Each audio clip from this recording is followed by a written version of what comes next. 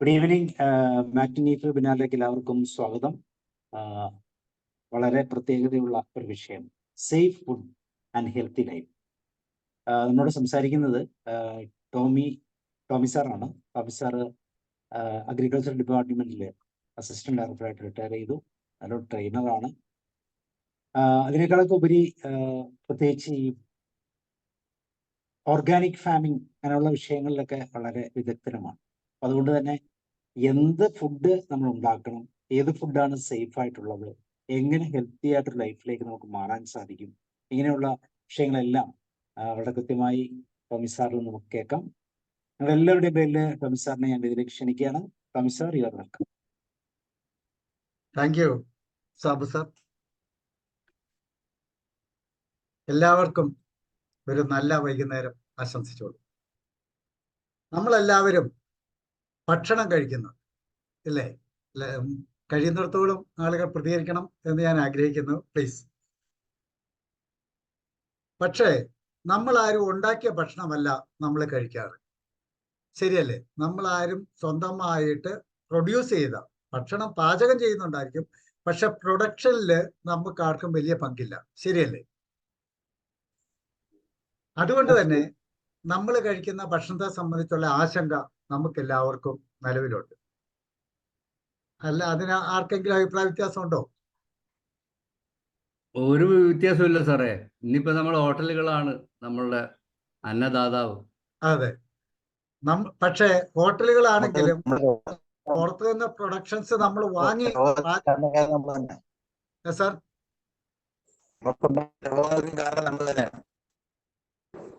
അതെ അതെ പുറത്തുനിന്ന് ഭക്ഷണങ്ങൾ വാങ്ങി ഭക്ഷണ സാധനങ്ങൾ വാങ്ങി നമ്മൾ പാചകം ചെയ്ത് കഴിച്ചാലും നമ്മുടെ ഭക്ഷണത്തെ സംബന്ധിച്ച് ഇത് ക്വാളിറ്റി ഗുഡാണോ, ഇതിനെ സംബന്ധിച്ച് ഇതിൽ മറ്റെന്തെങ്കിലും ടോക്സിക് ഐറ്റംസ് ഉണ്ടോ, ഇങ്ങനെയുള്ള ആശങ്കകളെല്ലാം നമ്മളെ സംബന്ധിച്ചിടത്തോളം എപ്പോഴും അലട്ടുന്നുണ്ട്.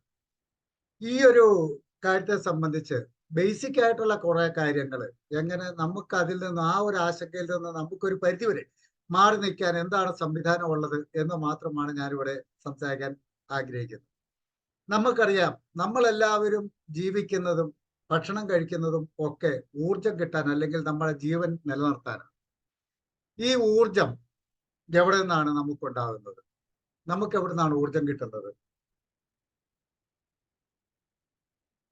പ്ലീസ്. ഭക്ഷണ സാധനങ്ങളിൽ ഭക്ഷണത്തിൽ നിന്ന് എന്ന് പറയും.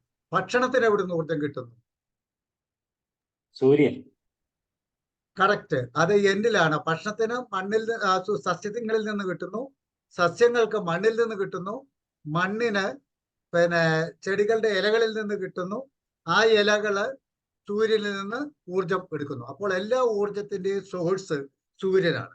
ആ സൂര്യനിൽ നിന്നും ഊർജം മണ്ണിൽ ശേഖരിച്ച് അത് പല രൂപത്തിൽ നമ്മളുടെ ശരീരത്തിൽ എത്തിപ്പെടുമ്പോഴാണ് നമുക്ക് ഊർജം ഉണ്ടാകുന്നത്.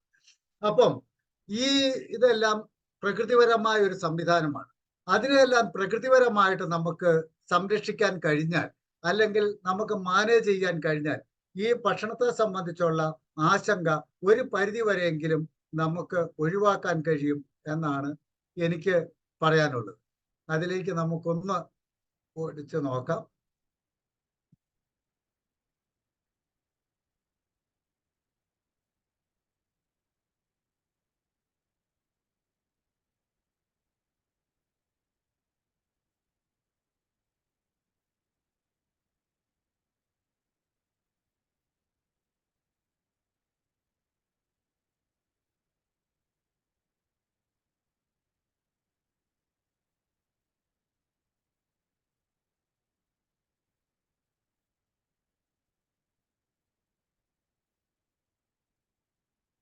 എന്റെ PPT കാണാമെന്ന് ഞാൻ വിചാരിക്കുന്നു.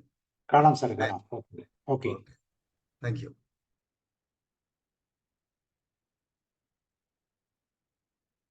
Safe food, healthy life. നമ്മൾ സുരക്ഷിതമായ ഭക്ഷണം നമ്മൾ കഴിക്കുകയും അതിലൂടെ ആരോഗ്യകരമായിട്ടുള്ള ഒരു ദീർഘകാല ജീവിതം നമ്മളെ സാധ്യത പ്രാപ്യമാക്കുകയും ചെയ്യുക എന്നുള്ളതാണ് എൻ്റെ ഈ പ്രസന്റേഷനിലൂടെ ഞാൻ ഉദ്ദേശിക്കുന്നത്.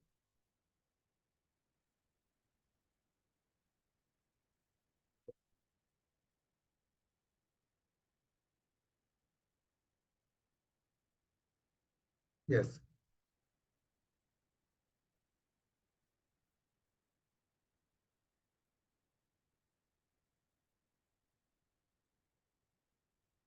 Natural farming. നാച്ചുറൽ ഫാമിങ്ങിലെ ഒരു പ്രത്യേകതകളെ സംബന്ധിച്ച് നമുക്ക് ബേസിക് ആയിട്ടുള്ള കാര്യങ്ങൾ ഒന്ന് നോക്കാം. ഇത് പ്രകൃതിയെ സംരക്ഷിക്കുന്നു, മണ്ണിനെയും വെള്ളത്തെ സംരക്ഷിക്കുന്നു, നാം ശ്വസിക്കുന്ന വായുവിനെ സംരക്ഷിക്കുന്നു, അതുപോലെ തന്നെ ബയോഡൈവേഴ്സിറ്റിയും സംരക്ഷിക്കുന്നു. Through natural farming we get rid of inorganic substance and gives us pure water and air, healthy food, live soil. ഇതാണ് നാച്ചുറൽ ഫാമിങ്ങിന്റെ ഒരു പ്രത്യേകത. Natural farming protects and preserve entire ecosystem. സസ്യങ്ങളെ സംരക്ഷിക്കുന്നു, മൃഗങ്ങളെ സംരക്ഷിക്കുന്നു, സോയിലിനെ അതേപോലെ ആരോഗ്യകരമായിട്ട് കാത്തു സൂക്ഷിക്കുന്നു, വെള്ളത്തെയും മൈക്രോ ഓർഗാനിസത്തെയും കാത്തു സൂക്ഷിക്കുന്നു. നാച്ചുറൽ ഫാമിംഗ് എന്നതിലേക്ക് നമ്മൾ പോകുമ്പോൾ ഇതിന്റെ ഒരു ഉപജ്ഞാതാവ് എന്ന് പറയുമ്പോൾ സുഭാഷ് പാലേക്കർ, മഹാരാഷ്ട്രക്കാരനായ ഒരു സയന്റിസ്റ്റ് ആയിരുന്നു. പ്രോപ്പർലി നോൺ ആസ് കൃഷിക്കാർ ഋഷി എന്നാണ് അദ്ദേഹത്തെ അറിയപ്പെടുന്നത്. സീറോ ബഡ്ജറ്റ് നാച്ചുറൽ ഫാമിങ്ങിലൂടെയാണ് അദ്ദേഹം നാച്ചുറൽ ഫാമിംഗ് എന്ന് പറയുന്ന ഒരു ആശയം ജനങ്ങളിലേക്ക് കൊണ്ടുവന്നത്. Palekar won the Padmashri award. അദ്ദേഹം പത്മശ്രീ അവാർഡിന് അർഹനായിട്ടുണ്ട്. നാച്ചുറൽ ഫാമിംഗ് പ്രാക്ടീസ്, അതിൽ എന്തെല്ലാം പ്രാക്ടീസ് ആണ് നമ്മൾ കാര്യമായിട്ട് ചെയ്യാനുള്ളത്? ഗ്രീൻ ലീഫ് മാനൂർ, പച്ചില മണ്ണിൽ, ഞാൻ മുമ്പേ പറഞ്ഞ പോലെ തന്നെ ഓർഗാനിക് കാർബൺ മണ്ണിൽ നിന്നും മണ്ണിലേക്ക് വളത്തെയും അല്ലെങ്കിൽ ഊർജത്തെയും മണ്ണിലേക്ക് കൊടുക്കുന്നത് സസ്യാവശിഷ്ടങ്ങളാണ്. ആ സസ്യാവശിഷ്ടങ്ങൾ നമ്മൾ മണ്ണിലേക്ക് ചേർക്കുന്നത്. ക്രോപ്പ് റൊട്ടേഷൻ, ഒരേ ക്രോപ്പ് തന്നെ ഒരേ സ്ഥലത്ത് തന്നെ ചെയ്യാതെ മാറി മാറി ചെയ്യുന്നത്. ബയോളജിക്കൽ മാനേജ്മെന്റ്, പല കീടങ്ങളെയും രോഗങ്ങളെയും ഒക്കെ ബയോളജിക്കലായിട്ട് അതിനെല്ലാം എതിർപ്രാണികളെ ഉപയോഗിച്ചുകൊണ്ട് നമുക്ക് കൺട്രോൾ ചെയ്യാവുന്നതാണ്. ആനുവൽ ഹസ്ബൻഡറി അഗ്രികൾച്ചറിനോട് ചേർന്ന് നിൽക്കുന്ന ഒരു ഭാഗമാണ്. അതുപോലെ ബയോ ഫെർട്ടിലൈസേഴ്സ്, മണ്ണിൽ പ്രകൃതിപരമായിട്ട് മൂലകങ്ങളെ ചേർക്കുന്ന സംവിധാനമാണ് ബയോ ഫെർട്ടിലൈസേഴ്സ്. പിന്നെ മാനുവേഴ്സ്, ജൈവ വളങ്ങളും ഒക്കെ നമ്മൾ ഓരോരുത്തരായിട്ട് ചെയ്യുക. വെർമി കമ്പോസ്റ്റ്, മണ്ണിര കമ്പോസ്റ്റിലൂടെ വളരെ വർദ്ധിത മൂല്യമുള്ള ജൈവവളം നമുക്ക് മണ്ണിൽ ചേർക്കാവുന്നതാണ്. ഇനി കെമിക്കൽ ഫെർട്ടിലൈസേഴ്സ് അല്ലെങ്കിൽ പെസ്റ്റിസൈഡ്സ് നമ്മൾ ഉപയോഗിക്കുന്നതുകൊണ്ടുള്ള എന്തൊക്കെ ദോഷങ്ങളാണ് നമുക്ക് വരാനുള്ളത് എന്നുള്ളതാണ് നമുക്ക് നോക്കേണ്ടത്. Harmful due to presence in food. Chemical ഫെർട്ടിലൈസേഴ്സും പെസ്റ്റിസൈഡ്സും ഒക്കെ ഉപയോഗിക്കുമ്പോൾ പലപ്പോഴും നമ്മുടെ ഭക്ഷണ സാധനങ്ങളിലേക്ക് കലർന്നു വരാറുണ്ട്. അതാണ് നമ്മളെല്ലാം സംബന്ധിച്ച് ആശങ്കപ്പെടാറുള്ളത്. അതുകൊണ്ട് തന്നെയാണ് അതിലൂടെ തന്നെ വലിയ ബിസിനസ്സും ഓർഗാനിക് ഫാമിംഗ് അല്ലെങ്കിൽ ഓർഗാനിക് ഫുഡ് എന്ന് പറഞ്ഞിട്ട് ഓർഗാനിക് ലേബൽ ചെയ്ത ഒത്തിരി പ്രൊഡക്റ്റുകൾ നമുക്ക് കമ്പോളത്തിൽ കിട്ടുന്നു. അപ്പോൾ ഈ സസ്യങ്ങളിലും നമ്മുടെ ഭക്ഷണ സാധനങ്ങളിൽ കെമിക്കൽ ഫെർട്ടിലൈസേഴ്സിന്റെ പെസ്റ്റിസൈഡ്സിന്റെ അവശിഷ്ടം ഉണ്ടാവാനുള്ള സാധ്യത വളരെ കൂടുതലാണ് എന്നാണ് ശാസ്ത്രവും കണ്ടുപിടിച്ചിട്ടുള്ളത്. അതുകൊണ്ട് നമുക്കതിനെ പൂർണ്ണമായിട്ട് എതിർക്കാനും കഴിയും. ഹാംഫുൾ ടു എൻവയൺമെന്റ്, നമ്മുടെ പ്രകൃതിക്ക് ദോഷകരമാണ്. Make imbalance to pest in nature, പ്രകൃതിയിലുള്ള പല കീടങ്ങൾക്കും ഇംബാലൻസ് ഉണ്ടാക്കും. Develop resistance by certain pest, natural enemies vanish first, പ്രകൃതിപരമായിട്ടുള്ള കീടങ്ങൾ ആദ്യം തന്നെ, പ്രകൃതിപരമായിട്ടുള്ള മിത്ര കീടങ്ങൾ ആദ്യം തന്നെ നഷ്ടപ്പെട്ടു പോകുന്ന ഒരു സ്ഥിതിവിശേഷവും നമ്മൾ ഈ കെമിക്കൽ substances മണ്ണിൽ ഉപയോഗിക്കുന്നതുകൊണ്ട് നമുക്ക് സംജാതമാണ്. Organic farming is a method of agriculture that involves the cultivation of crops and the rearing of animals using natural methods and without the use of synthetic inputs such as chemical fertilizers, pesticides, and genetically modified organisms, GMOs. Organic farming is based on the principles of sustainability, biodiversity, and ecological balance. The primary goal of organic farming is to produce healthy and nutritious food while preserving the health of the soil, water, and the environment. അതെ, അപ്പം നമ്മള് healthy food ഉണ്ടാക്കാനായിട്ട് നമ്മള് അഗ്രികൾച്ചറിനെ തന്നെ നമുക്ക് ആശ്രയിക്കാനുള്ളൂ. അതിൽ തന്നെ നമ്മുടേതായ, നമുക്കൊന്നും വലിയ വലിയ കൃഷിക്കാരാകാൻ കഴിയില്ല, പലർക്കും കഴിയില്ല. കുറെ ആൾക്കാർക്ക് കഴിയുമായിരിക്കും, എങ്കിലും പലർക്കും കഴിയില്ല എന്നുള്ള ഒരു വസ്തുത മനസ്സിൽ വെച്ചുകൊണ്ട് തന്നെ നമുക്ക് നമ്മുടേതായ രൂപത്തിൽ എങ്ങനെയൊക്കെ ഇതിനെ അഡ്മിറ്റ് ചെയ്യാം, അല്ലെങ്കിൽ നമുക്ക് പ്രായോഗിക തലത്തിലേക്ക് കൊണ്ടുവരാം എന്നുള്ളതിനെ കുറിച്ച് ഒരു ചെറിയ എത്തിനോട്ടം മാത്രമാണ് ഞാൻ നടത്താൻ ഉദ്ദേശിക്കുന്നത്. അതിനെക്കുറിച്ച് പറയുമ്പോൾ നമ്മൾ അഗ്രികൾച്ചറിനെ സംബന്ധിച്ച് പറയണം. അഗ്രികൾച്ചർ പല മെത്തേഡ്സ് ഉണ്ട്. ഹെറിഡിറ്ററി മെത്തേഡ്, നമ്മൾ പരമ്പരാഗതമായിട്ട് 10,000-കണക്കിന് വർഷങ്ങൾ മുമ്പ് മുതലേ ചെയ്തു പോന്നിട്ടുള്ള ആ ഒരു മെത്തേഡിലുള്ള കൃഷി രീതികൾ പലരും ഇപ്പോഴും തുടരുന്നുണ്ട്. അതിനുശേഷമാണ് ഏതാണ്ട് 1960-ഓടുകൂടി കെമിക്കൽ മെത്തേഡ്സ് രംഗത്തേക്ക് വന്നത്. അതിനുശേഷം ഭയങ്കരമായ ബൂസ്റ്റ് ചെയ്തു, നമ്മുടെ പ്രൊഡക്ഷൻ വല്ലാതെ ബൂസ്റ്റ് ചെയ്തു. പക്ഷേ അത് അശാസ്ത്രീയമായിട്ട് പലരും ഉപയോഗിച്ചത് കൊണ്ട് തന്നെ അതിൻ്റെതായ ദോഷവശങ്ങളും നമ്മൾ അനുഭവിക്കാൻ നിർബന്ധിതരായി. പിന്നെയാണ് അബാൻഡഡ് അഗ്രികൾച്ചർ. കാർഷിക രംഗത്ത് ഇപ്പോൾ പല കർഷകരും പറയാറുണ്ട്, കൃഷിയിൽ നിന്ന് കാര്യമായിട്ടൊന്നും ലാഭമൊന്നുമില്ല, അതുകൊണ്ട് കിട്ടുന്നത് മതി, നമ്മൾ അതിലേക്ക് പ്രത്യേകിച്ചൊന്നും ചെയ്യുന്നുമില്ല, കിട്ടുന്ന വിളവ് എടുത്തു പോരുന്ന ഒരു സംവിധാനം. അത് അവഗണിക്കപ്പെട്ട കൃഷി എന്ന് വേണമെങ്കിൽ അത് പറയും. ഇതിന്റെ എല്ലാം പുറമെയാണ് വളരെ ശാസ്ത്രീയമായിട്ട് ഓർഗാനിക്കലി നമുക്ക് ഹൈ പ്രൊഡക്ഷൻ നമുക്ക് ഉണ്ടാക്കാൻ കഴിയും എന്ന് തെളിയിച്ചിട്ടുള്ള മെത്തേഡ്. അപ്പം അത് നമ്മുടെ ഓർഗാനിക് മെത്തേഡിൽ നമുക്കിപ്പോൾ വളരെ ഫലപ്രദമായിട്ട് നമുക്ക് ഉപയോഗിക്കാവുന്ന. ഇനി ഇതിലേക്ക് നമ്മൾ പോകുമ്പോൾ ഇതിന്റെ ബ്രാഞ്ചസ് ഏതൊക്കെയാണെന്നുള്ളത് നമുക്കൊന്ന് ഓടിച്ചു നോക്കാം. അഗ്രികൾച്ചർ എന്ന് പറഞ്ഞു കഴിഞ്ഞാൽ അതിൽ അതർ ദാൻ സീരിയൽസ്, നമ്മൾ നെല്ലും ഗോതമ്പ് അതുപോലുള്ള ഇത് ഒഴിച്ചു വെച്ചാൽ അതിൽ നമുക്ക് വരുന്നത്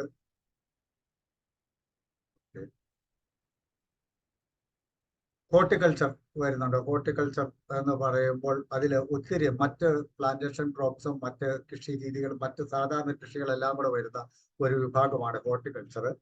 ഫ്ലോറിക്കൾച്ചർ പുഷ്പ കൃഷിയെ സംബന്ധിച്ച് നമുക്കിതിൽ പെടുത്താം. ഒളരിക്കൾച്ചർ വെജിറ്റബിൾസ്, അതിലാണ് നമ്മളിവിടെ കോൺസെൻട്രേറ്റ് ചെയ്യുന്നത്. നമുക്കൊക്കെ കൂടുതലായിട്ട് ഉപയോഗിക്കാൻ കഴിയുന്നതും പ്രൊഡ്യൂസ് ചെയ്യാൻ കഴിയുന്നത് ഏത് സാഹചര്യത്തിലുള്ളവർക്കും പ്രൊഡ്യൂസ് ചെയ്യാൻ കഴിയുന്നതുമായ ഒരു സംഗതിയാണ് വെജിറ്റബിൾ പ്രൊഡക്ഷൻ.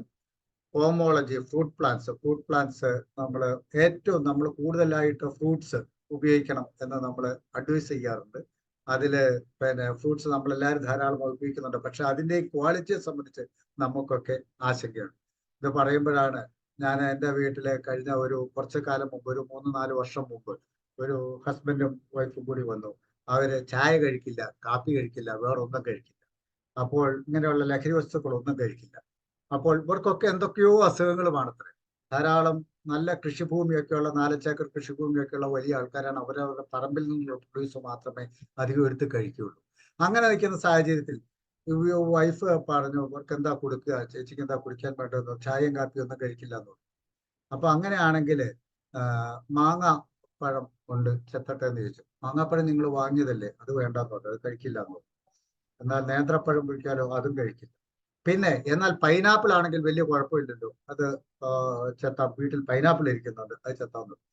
അതും കഴിക്കാൻ പറ്റില്ല, അതിനകത്തും എന്തൊക്കെ കെമിക്കൽസ് ഉണ്ടെന്ന് നിങ്ങൾക്ക് അറിയാമോ എന്ന് ചോദിച്ചിട്ട് അവരൊരു ക്ലാസ് എടുത്തിട്ട് പച്ചവെള്ളവും കുടിച്ചു പോയി.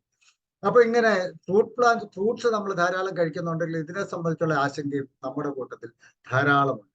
പിന്നെ മെഡിസിനൽ പ്ലാന്റ്സ്, നമ്മൾ ജൈവ രൂപത്തിൽ ധാരാളം മെഡിസിനൽ പ്ലാന്റ്സ് പ്രൊഡ്യൂസ് ചെയ്ത് ആയുർവേദ രംഗത്ത് ധാരാളമായിട്ട് ഉപയോഗിക്കുന്നു. നമുക്കും വീട്ടിൽ ആവശ്യമുള്ള മെഡിസിനൽ പ്ലാന്റ്സ് എല്ലാം ഉണ്ടാക്കാനായിട്ടുള്ള സാഹചര്യങ്ങൾ ഉണ്ട്. ആനുവൽ ഹസ്ബൻഡറി ഇതിന്റെ ഒരു ഭാഗമാണ്. അക്വാകൾച്ചർ, ഫിഷറി, വെള്ളവുമായിട്ട് ബന്ധപ്പെട്ട കൾട്ടിവേഷൻ മെത്തേഡുകൾ. അപ്പിക്കൾച്ചർ എന്ന് പറയുന്നത് ബീ കീപ്പിംഗ്, തേനീച്ച വളർത്തൽ, ഇതെല്ലാം ഇതിന്റെ ഭാഗമാണ്.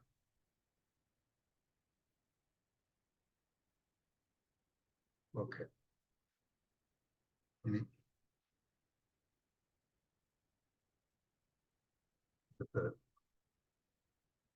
ഇതിനെ സംബന്ധിച്ച് ആർക്കെങ്കിലും എന്തെങ്കിലും ഫംഗി കൾച്ചർ, മഷ്റൂം കൾട്ടിവേഷൻ, ഇതും നമുക്ക് കാർഷിക രംഗത്ത് നമുക്ക് ആനിമൽ ഹസ്ബൻഡറി ഞാൻ പറഞ്ഞിരുന്നല്ലോ. ആനിമൽ ഹസ്ബൻഡറി ഞാൻ പറഞ്ഞിരുന്നു. ഇതും അഗ്രികൾച്ചറിന്റെ ഭാഗമാണ്.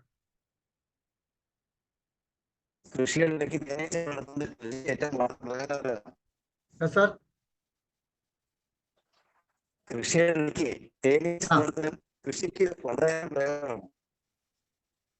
ക്ലിയർ ആയില്ല. കൃഷിക്കിടയിൽ തേനീച്ച വളർത്തിയാൽ വളരെ പ്രയോജനകരമാണ്. അതെ, അതും വളരെയധികം ഒത്തിരി തേനീച്ച വളർത്തല്ല. നമ്മൾ ആനുവൽ ഹസ്ബൻഡറി മൃഗങ്ങളെ വളർത്തുന്നത് നമുക്ക് വളം കിട്ടാനായിട്ട് ഏറ്റവും പ്രയോജനകരമാണ്. അതുപോലെ ഒത്തിരി കാര്യങ്ങൾ, എല്ലാ കാര്യങ്ങളും ഇതിനകത്ത് പറയുന്ന എല്ലാ കാര്യങ്ങളും ഫിഷറീസ് അക്വാകൾച്ചറും ഗുണകരമാണ്. അതിലൂടെ തന്നെ സസ്യങ്ങൾക്ക് വളം കൊടുക്കുന്ന മെത്തേഡുകളുണ്ട്. അതുപോലെ ഫംഗി കൾച്ചർ ആണെങ്കിലോ അതിന്റെ അവശിഷ്ടങ്ങൾ ചെടികൾക്ക് ഉപയോഗിക്കാം. അങ്ങനെയൊക്കെ ഒത്തിരി എല്ലാം സമ്മിശ്രമായിട്ടുള്ള ഒരു സംവിധാനത്തിനാണ് അഗ്രികൾച്ചറിൽ ഏറ്റവും ഹെൽത്തി അഗ്രികൾച്ചർ എന്ന് നമുക്ക് പറയാൻ കഴിയും. സാറേ ഒരു കാര്യം ചോദിച്ചിട്ട്, ഈ ഹോർട്ടിക്കൾച്ചറും ഓലറിക്കൾച്ചറും തമ്മിൽ വ്യത്യാസം എന്നാ സാറേ? അത് ഹോർട്ടിക്കൾച്ചറും ഓളറിക്കൾച്ചർ എന്ന് സാറ് പറഞ്ഞില്ലേ? ഓളറിക്കൾച്ചർ, അതെ. ഹോർട്ടിക്കൾച്ചർ എന്ന് പറയുന്നത് ഇതെല്ലാം കൂടെ വ്യാപകമായിട്ട് വരുന്ന ഒരു വിഭാഗമാണ്. ഒളറിക്കൾച്ചർ എന്ന് പറയുന്നത് വെജിറ്റബിൾ ക്രോപ്സ് മാത്രം വരുന്ന വിഭാഗമാണ്. ഹോർട്ടിക്കൾച്ചറോ? ഹോർട്ടിക്കൾച്ചർ എന്ന് പറയുമ്പോൾ അതിനകത്ത് തെങ്ങ് വരും, കമുക് വരും, പ്ലാന്റേഷൻ ക്രോപ്സ് എല്ലാം വരും. അതിനകത്ത് എന്ന് പറഞ്ഞാൽ നെല്ല്, സീരിയൽസ് ഒഴിച്ച് ബാക്കി ഒരുവിധ ക്രോപ്സ് എല്ലാം ഹോർട്ടിക്കൾച്ചറിൽ വരും. നേരെ മറിച്ച് ഒളറിക്കൾച്ചറിൽ ഇതൊന്നും വരികയില്ല, വെജിറ്റബിൾസ് മാത്രമേ വരൂ. ഇനി നമുക്ക് ഈ ഹോർട്ടിക്കൾച്ചർ രംഗത്തേക്ക് വരുമ്പോൾ, അഗ്രികൾച്ചർ രംഗത്തേക്ക് വരുമ്പോൾ, ഞാനിപ്പോൾ അഗ്രികൾച്ചർ അഡ്വൈസ് ചെയ്യുന്നതുകൊണ്ട് പറയുകയാണ്, ഇതൊരു ഹോർട്ടിക്കൾച്ചർ തെറാപ്പി എന്ന് പറയുന്നത് തന്നെ ഒരു മെത്തേഡ് ആയിട്ടുണ്ട്. It is a professional practice that uses plants and gardening to improve mental and physical health. അങ്ങനെ ഒരു തെറാപ്പി തന്നെ ഉണ്ട്. ഹോർട്ടിക്കൾച്ചർ അല്ലെങ്കിൽ അഗ്രികൾച്ചർ രംഗത്ത് പ്രവർത്തിച്ചു വരുന്നവർക്ക് ഇതിലൂടെ ഒത്തിരി മെന്റലും ഫിസിക്കലും ആയിട്ടുള്ള ഗുണങ്ങൾ ഉണ്ടാകാനായിട്ടുള്ള ധാരാളം സാധ്യതകളുണ്ട്. Horticulture therapy is beneficial to anyone who interested in plants and nature. പ്രകൃതിയോട് ഇഷ്ടമുള്ള ആൾക്കും ഈ ഒരു രംഗത്തേക്ക് വരാവുന്നതാണ്.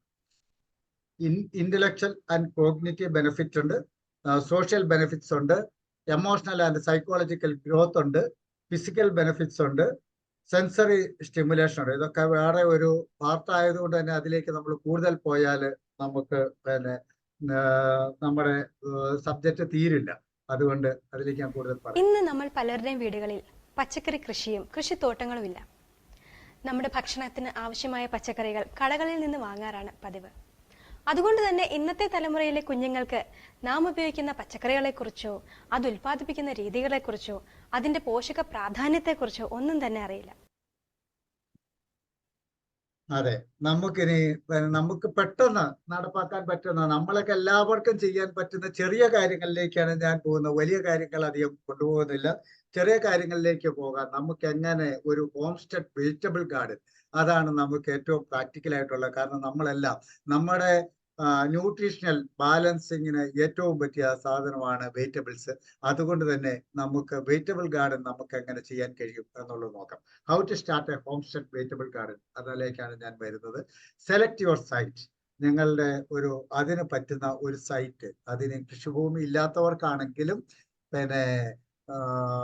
ടെറസിന്റെ മുകളിൽ ചെയ്യാം, വീടിന്റെ ടെറസിൽ ചെയ്യാം. അങ്ങനെ ഒത്തിരി സംവിധാനങ്ങൾ, അടച്ചിട്ട മുറിയിൽ ചെയ്യാവുന്ന സംഗതികളുണ്ട്.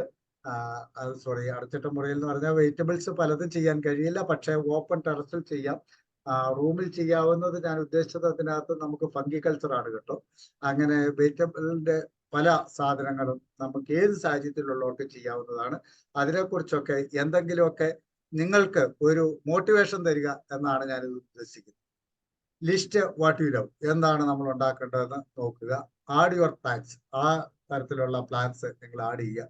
Take advice from technical hands. ഇപ്പോൾ എല്ലാ സ്ഥലത്തും അഗ്രികൾച്ചർ ഡിപ്പാർട്ട്മെന്റ് ടെക്നിക്കൽ ഹാൻഡ്സ് നമുക്ക് അഡ്വൈസ് തരാനുണ്ട്. അവരുടെ അഡ്വൈസ് സ്വീകരിക്കുന്നത് എപ്പോഴും നല്ലതാണ്. പല സ്കീമുകൾ. കേരളവും പച്ചക്കറിയും.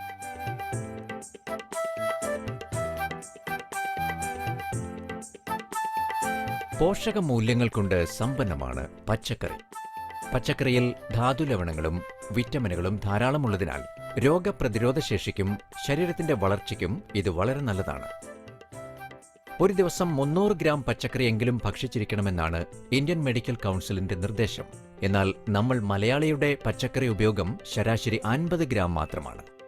കഴിഞ്ഞ ഏതാനും പതിറ്റാണ്ടുകളായി നമ്മുടെ കൃഷിയിടങ്ങളിൽ അനുവർത്തിക്കുന്ന അമിതമായ രാസവള പ്രയോഗവും രാസകീടനാശിനികളുടെ ഉപയോഗവും മനുഷ്യരിലും മൃഗങ്ങളിലും ഹാനികരമായ നിരവധി ആരോഗ്യ പ്രശ്നങ്ങൾ സൃഷ്ടിച്ചുകൊണ്ടിരിക്കുന്നു.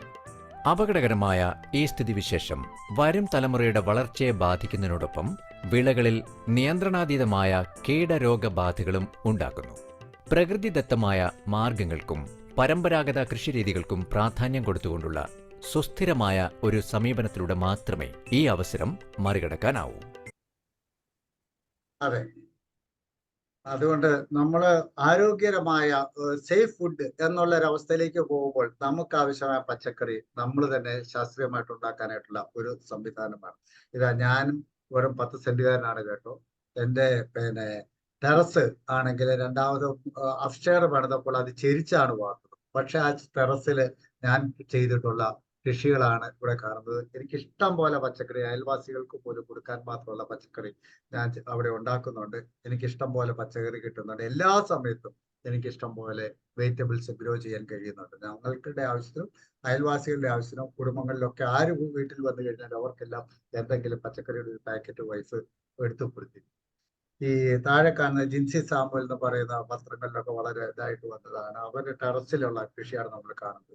ആയിരക്കണക്കിന് ചെടികളാണ് അവര് ടെറസിൽ കൃഷി ചെയ്തിട്ടുള്ളത്. ഇത് നമുക്ക് വളരെ സിമ്പിളായിട്ട് ചെയ്യുന്നതാണ്. അതിനകത്ത് നമ്മൾ ശ്രദ്ധിക്കേണ്ടതേ ഉള്ളൂ, കൺസിഡർ വാട്ടർ ആൻഡ് സൺലൈറ്റ്. ആവശ്യത്തിന് സൂര്യപ്രകാശവും വെള്ളവും ലഭ്യമാക്കണം.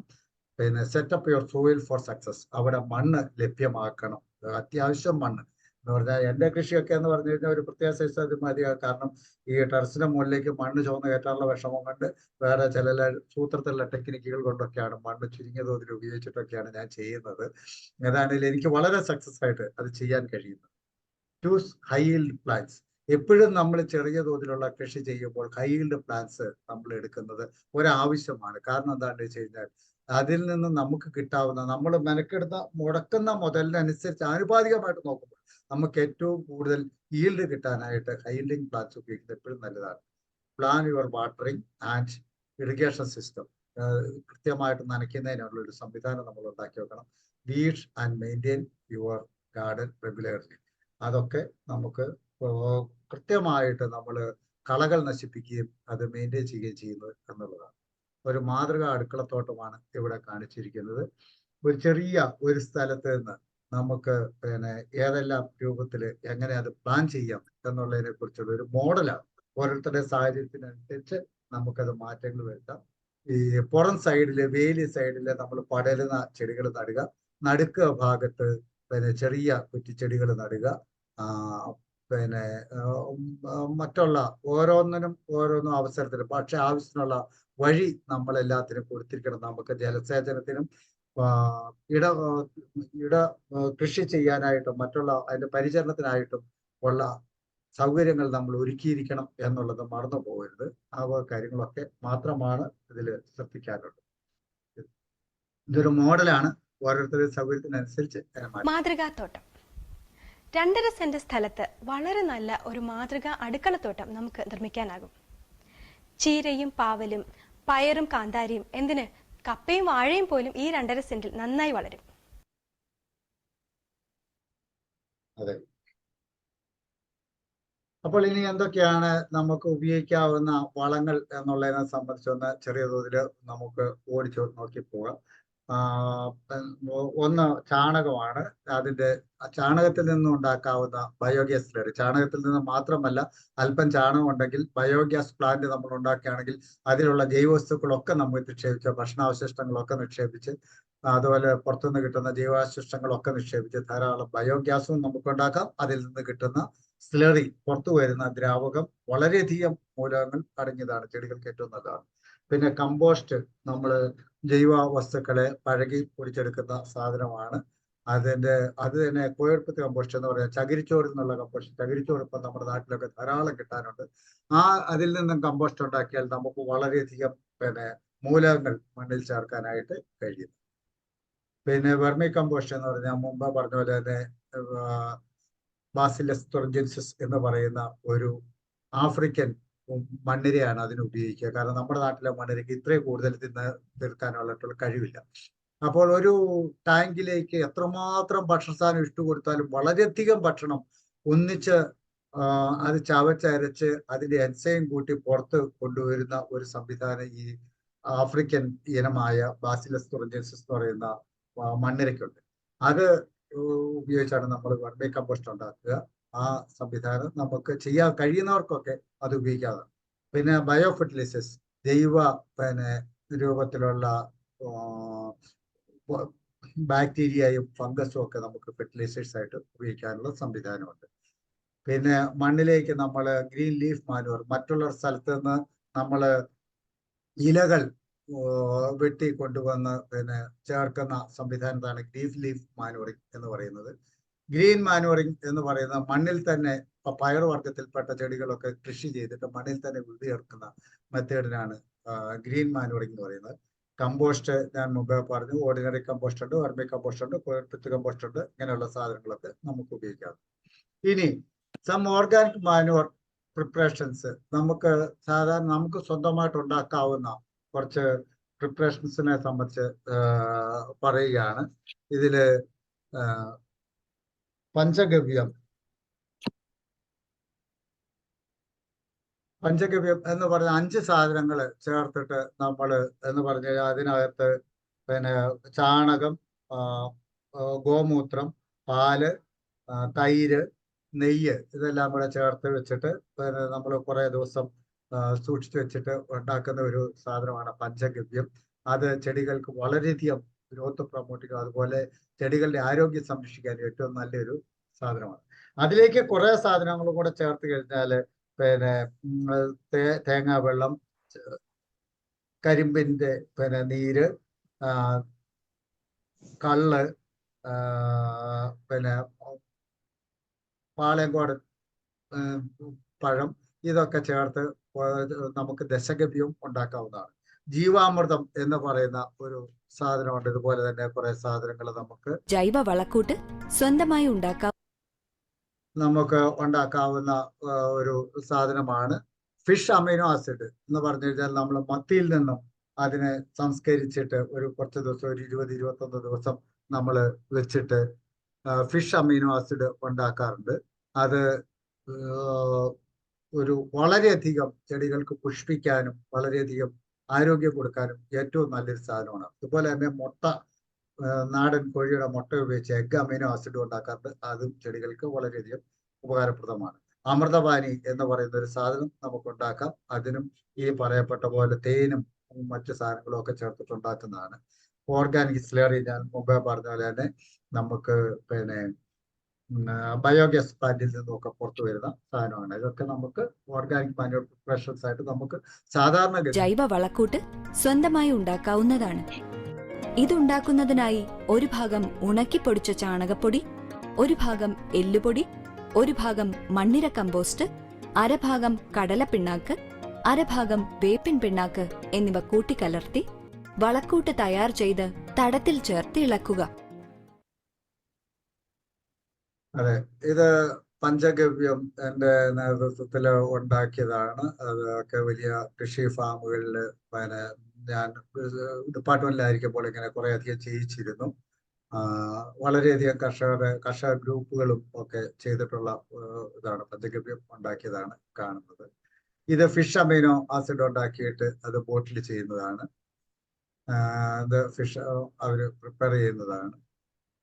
ഇനി പെസ്റ്റ് കൺട്രോളിന് സാധാരണ നമ്മൾക്ക് കൃഷി ചെയ്യാൻ നമ്മുടെ ആൾക്കാരൊക്കെ പറയുന്നത് ഏറ്റവും വലിയൊരു തലവേദനയായിട്ടുള്ളത് നമുക്ക് എന്ത് കൃഷി ചെയ്താലും കീടങ്ങളും രോഗങ്ങളും തരുന്നില്ല എന്നുള്ളതാണ്. അല്ലെ? അതല്ലേ നമ്മുടെ വലിയ പ്രശ്നം കൃഷി ചെയ്യുന്നതിന്.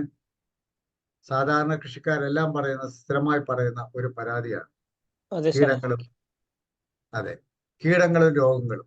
അതിന് തന്നെ നമ്മൾ പെസ്റ്റ് കൺട്രോളിന് ഓർഗാനിക് ഫാമിങ്ങിലേക്ക് വരുമ്പോൾ അല്ലെങ്കിൽ നാച്ചുറൽ ഫാമിങ്ങിലേക്ക് വരുമ്പോൾ നമ്മൾ ഉദ്ദേശിക്കുന്നത് ഏറ്റവും സിമ്പിൾ ആയിട്ടുള്ള മെത്തേഡുകൾ നമുക്ക് അനുവർത്തിക്കാവുന്ന ധാരാളം മെത്തേഡുണ്ട്. ഇതിനെക്കുറിച്ചൊക്കെ സാധാരണ ജനങ്ങൾക്ക് അറിയാത്തത് കൊണ്ടാണ് ഈ വക കാര്യങ്ങളിൽ വളരെയധികം ആശങ്കയും. എന്തെങ്കിലും വരും പുറത്തിറങ്ങി ഏതെങ്കിലും കടയിൽ പോയി ചോദിക്കുക, അപ്പോൾ അവിടെ തന്നെ കടക്കാർ അവിടെ നിന്നുള്ള ഏറ്റവും സ്ട്രോങ് ആയിട്ടുള്ള കീടനാശിനി എടുത്തു തരും. അത് കൊണ്ടുവന്ന് നമ്മളും അടിക്കും. നമ്മളും ആ കീടനാശിനി നമ്മുടെ ഭക്ഷണത്തിലേക്ക് എത്തും. വീട്ടിലുണ്ടാക്കിയതാണെന്ന് പറഞ്ഞിട്ട് നമ്മൾ പുറത്ത് കൊടുക്കുകയും ചെയ്യും. പക്ഷേ അത് ശാസ്ത്രീയമായിട്ട് നമ്മൾ ശ്രദ്ധാപൂർവം ചെയ്തില്ലെങ്കിൽ ഈ കീടനാശിനി നമ്മൾ വീട്ടിലുണ്ടാക്കിയാലും വരും എന്നുള്ളതാണ് പറയാനുള്ളത്. അതുകൊണ്ട് ഒരു കീടങ്ങളെ നിയന്ത്രിക്കാനായിട്ട് നമുക്ക് biological control of pest and disease നമുക്ക് വളരെ ഫലപ്രദമായിട്ട് ചെയ്യാവുന്നതാണ്. എന്ന് പറഞ്ഞാൽ പ്രകൃതിപരമായിട്ടുള്ള ഇൻസെക്റ്റിനെയും പെസ്റ്റിനെയും അതുപോലെ ധാരാളം സാധനങ്ങൾ, പ്രൊഡക്റ്റേഴ്സ് ഉണ്ട്, പാരസൈറ്റ്സ് ഉണ്ട്, പാത്തോജൻസ് ഉണ്ട്, കീടങ്ങൾക്ക് രോഗങ്ങളെ ഉണ്ടാക്കുന്ന സാധനങ്ങളുണ്ട്. ഇവയൊക്കെ നമുക്ക് വളരെ ഫലപ്രദമായിട്ട് കൃഷിയിൽ ഉപയോഗിക്കാവുന്നതാണ്. പിന്നെ രണ്ടാമത്തെ യൂസ് ഓഫ് ട്രാപ്സ്, വിവിധ തരത്തിലുള്ള കെണികൾ ഉപയോഗിച്ചുകൊണ്ട് നമ്മൾ കീടങ്ങളെ പിടിച്ച് നശിപ്പിക്കുന്ന സംവിധാനങ്ങൾ നമുക്ക് ചെയ്യാവുന്നതാണ്. Mechanical methods of pest control, നമുക്ക് കൈകൊണ്ട് ഒക്കെ പിടിച്ച് നശിപ്പിക്കാവുന്ന ധാരാളം സംവിധാനങ്ങളും ധാരാളം കീടങ്ങളുണ്ട്. മാനുവൽ മെത്തേഡ്, അതുപോലെ നേരിട്ട് നമുക്ക് പെറുക്കി പച്ചക്കറിയിൽ നിന്നൊക്കെ കീടങ്ങളൊക്കെ പെറുക്കി കളഞ്ഞ് നശിപ്പിക്കാവുന്നതുണ്ട്. യൂസ് ഓഫ് ബയോ പെസ്റ്റിസൈഡ്സ്, ജൈവ കീടനാശിനികളെ നമുക്ക് ഉപയോഗിച്ച് പെസ്റ്റ് കൺട്രോൾ ഫലപ്രദമായിട്ട് നമുക്ക് കഴിയുന്നു. പെസ്റ്റ് കൺട്രോളിൽ കൃഷി ഡിപ്പാർട്ട്മെന്റ് എപ്പോഴും പറയുന്നത് കെമിക്കൽ മെത്തേഡിൽ ഏറ്റവും ലാസ്റ്റ് മാത്രമാണ്. പ്രിവെൻഷൻ ആണ് ആദ്യം പറയുന്നത്. അത് കഴിഞ്ഞ് കൾച്ചറൽ സാനിറ്റേഷൻ, കൃഷിയിടങ്ങളെ മറ്റ് കീടങ്ങളിൽ നിന്നും മുക്തമാക്കാൻ വേണ്ടി നമ്മൾ സാനിറ്റൈസ് ചെയ്യുക. മറ്റ് ഹോസ്റ്റ് പ്ലാന്റ്സിനെ എന്ന് പറഞ്ഞു കഴിഞ്ഞാൽ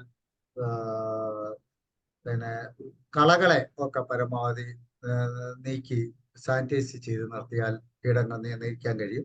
ഫിസിക്കൽ ആൻഡ് മെക്കാനിക്കൽ, പിന്നെ പറമ്പ് നമ്മൾ കിളച്ച് സൂര്യരശ്മി കൊള്ളിക്കുന്നതൊക്കെ നല്ല മെത്തേഡുകളാണ്. ബയോളജിക്കൽ മെത്തേഡ് ഞാൻ മുമ്പേ പറഞ്ഞു. ഇതെല്ലാം കഴിയാതെ വരുമ്പോൾ മാത്രമാണ് കെമിക്കൽ മെത്തേഡുകൾ നമ്മൾ ഉപയോഗിക്കാൻ പാടുള്ളൂ. ഇത് കുറച്ച് സേഫ് മെത്തേഡുകളാണ്. ആദ്യം കാണുന്നത് ബയോളജിക്കൽ കൺട്രോൾ ആണ്. എതിർ കീടങ്ങളെ ഉപയോഗിച്ച്, എതിർ പ്രാണികളെ ഉപയോഗിച്ച് കീടങ്ങളെ നശിപ്പിക്കുന്നത്.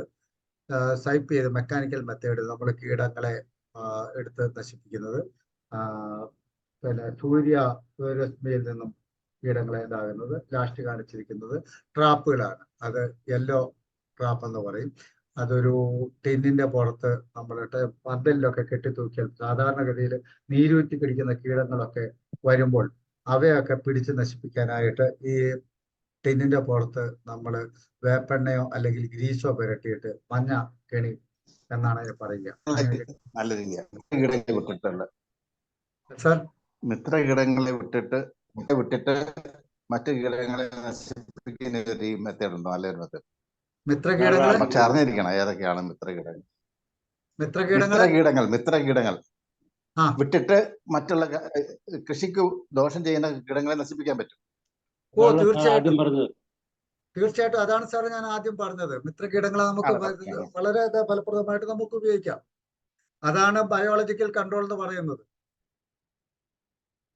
അതാണ് ഞാനിവിടെ ഈ ഫോട്ടോയിൽ ആദ്യം കാണിച്ചിരിക്കുന്ന മിത്രകീടങ്ങളാണ് ഒരു പുഴുവിനെ നശിപ്പിക്കുന്നത്. പിന്നെ ഇത് ട്രാപ്പാണ് ലാസ്റ്റ് നാലാമത് കാണിച്ചിരിക്കുന്നത്. പിന്നെ മാനുവൽ മെത്തേഡാണ്, കൈകൊണ്ട് പിടിച്ചത് കീടങ്ങളെ നശിപ്പിക്കുന്നത്. പിന്നെ ബയോ പെസ്റ്റിസൈഡ് ഉപയോഗിക്കുന്ന മെത്തേഡാണ് ലാസ്റ്റ് കാണിച്ചിരിക്കുന്നത്. പെസ്റ്റ് കൺട്രോളിന്റെ ബേസിക് ഇതാണ്. നമുക്ക് സാധാരണഗതിയിൽ നമുക്ക് ഉപയോഗിക്കാൻ പറ്റുന്ന നീം കേക്ക് 100 ഗ്രാം ഒരു മീറ്റർ സ്ക്വയറിൽ നമ്മൾ പച്ചക്കറിയൊക്കെ കൃഷി ചെയ്യുകയാണെങ്കിൽ ഉപയോഗിക്കുന്നത് എന്ന് പറഞ്ഞാൽ നീം കേക്ക്. വേപ്പിൻ പിണ്ണാക്ക് വളരെ ഫലപ്രദമായിട്ട് മണ്ണിൽ ഉപയോഗിച്ചാൽ അതിന്റെ വേപ്പെണ്ണ പല കീടങ്ങളെയും, മണ്ണിലുള്ള പല കീടങ്ങളെയും പെട്ടെന്ന് നശിപ്പിക്കുന്നതാണ്. അതുപോലെ ചില ഫംഗസ് വർഗത്തിൽപ്പെട്ട ചില സൂക്ഷ്മജീവികളെ പോഷിപ്പിക്കുന്നതുമാണ്. നമുക്ക് ഉപകാരപ്രദമായിട്ടുള്ള ചില ഫംഗസിനെ പോഷിപ്പിക്കുന്നതുമാണ്. അതുകൊണ്ട് അത് നല്ലതാണ്. Apply sawdust pitch 1 week before planting, മണ്ണിൽ അല്പം ഈർച്ചപ്പൊടി ചേർക്കുന്നത് ചില കീടങ്ങളെ നിയന്ത്രിക്കാൻ നല്ലതാണ്. Burn some dried leaf in garden, നമ്മൾ പച്ചക്കറിയൊക്കെ കൃഷി ചെയ്യുകയാണെങ്കിൽ തടങ്ങളിൽ അല്പം പച്ചില ഇട്ട് കത്തിക്കുന്നത് നല്ലതാണ്. Apply some lime 2 weeks before planting, അല്പം കുമ്മായം 2 ആഴ്ച മുമ്പ് മണ്ണിൽ ചേർക്കുന്നത് വളരെയധികം കീടങ്ങളെ നിയന്ത്രിക്കാനായിട്ട് കാരണമാണ്. പിന്നെ സ്യൂഡോമോണസ് എന്ന് പറയുന്ന ഒരു സാധനം നമുക്ക് മാർക്കറ്റിൽ വാങ്ങാൻ കിട്ടും. അതൊരു പിന്നെ ബാക്ടീരിയ ആണ്. അതിന്റെ ഉപയോഗം ചെടികളിൽ വളരെയധികം പ്രതിരോധ ശക്തി ഉണ്ടാക്കാനായിട്ടും പല കീടങ്ങളെ നശിപ്പിക്കാനായിട്ടും കാരണമാണ്. കൺട്രോൾ വാട്ടർ യൂസ്, നമ്മൾ ആവശ്യത്തിന്, പ്രത്യേകിച്ചും നമ്മൾ പറയാറുള്ളത് എല്ലാവരും രാവിലെയും വൈകുന്നേരവും പച്ചക്കറിത്തോട്ടം ഒക്കെ നനയ്ക്കും. പക്ഷെ അധികം കീടങ്ങളും മണ്ണിലേക്ക് ഇറങ്ങുന്നതും അല്ലെങ്കിൽ ചെടികളെ നശിപ്പിക്കുന്നതും വൈകുന്നേരം രാത്രി ഒരു 7 മണി മുതൽ 10 മണി വരെയുള്ള സമയത്ത്. അതുകൊണ്ട് അങ്ങനെ കീടങ്ങളുടെ ശല്യം കൂടുതലുള്ള സ്ഥലത്ത് ഞങ്ങൾ വൈകുന്നേരങ്ങളിലെ നന ഒഴിവാക്കാൻ പറയാറുണ്ട്. അങ്ങനെയുള്ള ഒരു, അതുപോലെ മണ്ണിലാണെങ്കിലും ഇപ്പൊ നെല്ലിലൊക്കെ ആണെങ്കിൽ വെള്ളം കെട്ടി നിർത്തിയിട്ട് ഒന്നിച്ച് വാർത്ത് കളഞ്ഞിട്ടൊക്കെ കീടങ്ങളെ ചില മെത്തേഡുകളുണ്ട്. അങ്ങനെയും ചെയ്യാവുന്നതാണ്. വിസിറ്റ് ഗാർഡൻ മെനി ടൈംസ്, ഒരു ദിവസം എത്ര പ്രാവശ്യം നമ്മുടെ ഗാർഡൻ നമ്മൾ വിസിറ്റ് ചെയ്യാമോ അത്രയും നമ്മുടെ ചെടികൾ ആരോഗ്യത്തോടെ പോലെ. സംശയം വെള്ളം ഉപയോഗിക്കുന്നതുകൊണ്ട് കീടങ്ങൾ നശിക്കുകയല്ലേ ചെയ്യുന്നത് നമ്മൾ വെള്ളം അടിക്കുമ്പോൾ? അല്ല സാർ, അല്ല, വെള്ളം ഉപയോഗിക്കുമ്പോഴുള്ള അതെന്താണെന്ന് വെച്ച് കഴിഞ്ഞാൽ വെള്ളത്തിന്റെ സാന്നിധ്യത്തിൽ അതിനൊരു നല്ല മൈക്രോ ക്ലൈമറ്റ് കിട്ടും. ചെറിയ കീടങ്ങൾക്ക് പലതും ബഹുഭൂരിപക്ഷം കീടങ്ങളും മണ്ണിലാണ് അധിവസിക്കുന്നത്. അപ്പോൾ അതിന്റെ രാത്രിയിൽ മാത്രമാണ് ചെടികളിലേക്ക് വന്നിട്ട് ചെടിയെ ആക്രമിക്കുന്നത്.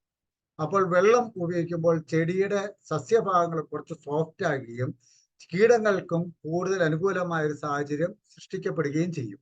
അപ്പോൾ വൈകുന്നേരങ്ങളിൽ വെള്ളത്തിന്റെ അളവ് കൺട്രോൾ ചെയ്താൽ നമുക്ക് ചില കീടങ്ങളെയൊക്കെ അതിലൂടെ കുറച്ച് നിയന്ത്രിക്കാവുന്നതാണ്. അതല്ലെങ്കിൽ അതിന്റെ വ്യാപകമായ അക്രമം നിയന്ത്രിക്കാവുന്നതാണ് എന്ന് മാത്രമേ ഉള്ളൂ. 20 ഗ്രാം സ്യൂഡോമോണാസ് 1 ലിറ്റർ വെള്ളത്തിൽ കലർത്തിയ ലായനി തയ്യാറാക്കി തളിക്കുക. സ്യൂഡോമോണസ് നമ്മൾ ഉപയോഗിക്കും. സ്യൂഡോമോണസ് ഞാൻ പറഞ്ഞു വളരെയധികം പച്ചക്കറി കൃഷിക്ക് ഉപയോഗപ്രദമായിട്ടുള്ള ഒരു സാധനമാണ്. അത് 20 ഗ്രാം 1 ലിറ്റർ വെള്ളത്തിൽ ചേർത്ത് നമുക്ക് ചെടികളിൽ വളരെ ഫലപ്രദമായിട്ട് തളിക്കാവുന്നത്. Pest control. Some plants and leaves have pest control capacity.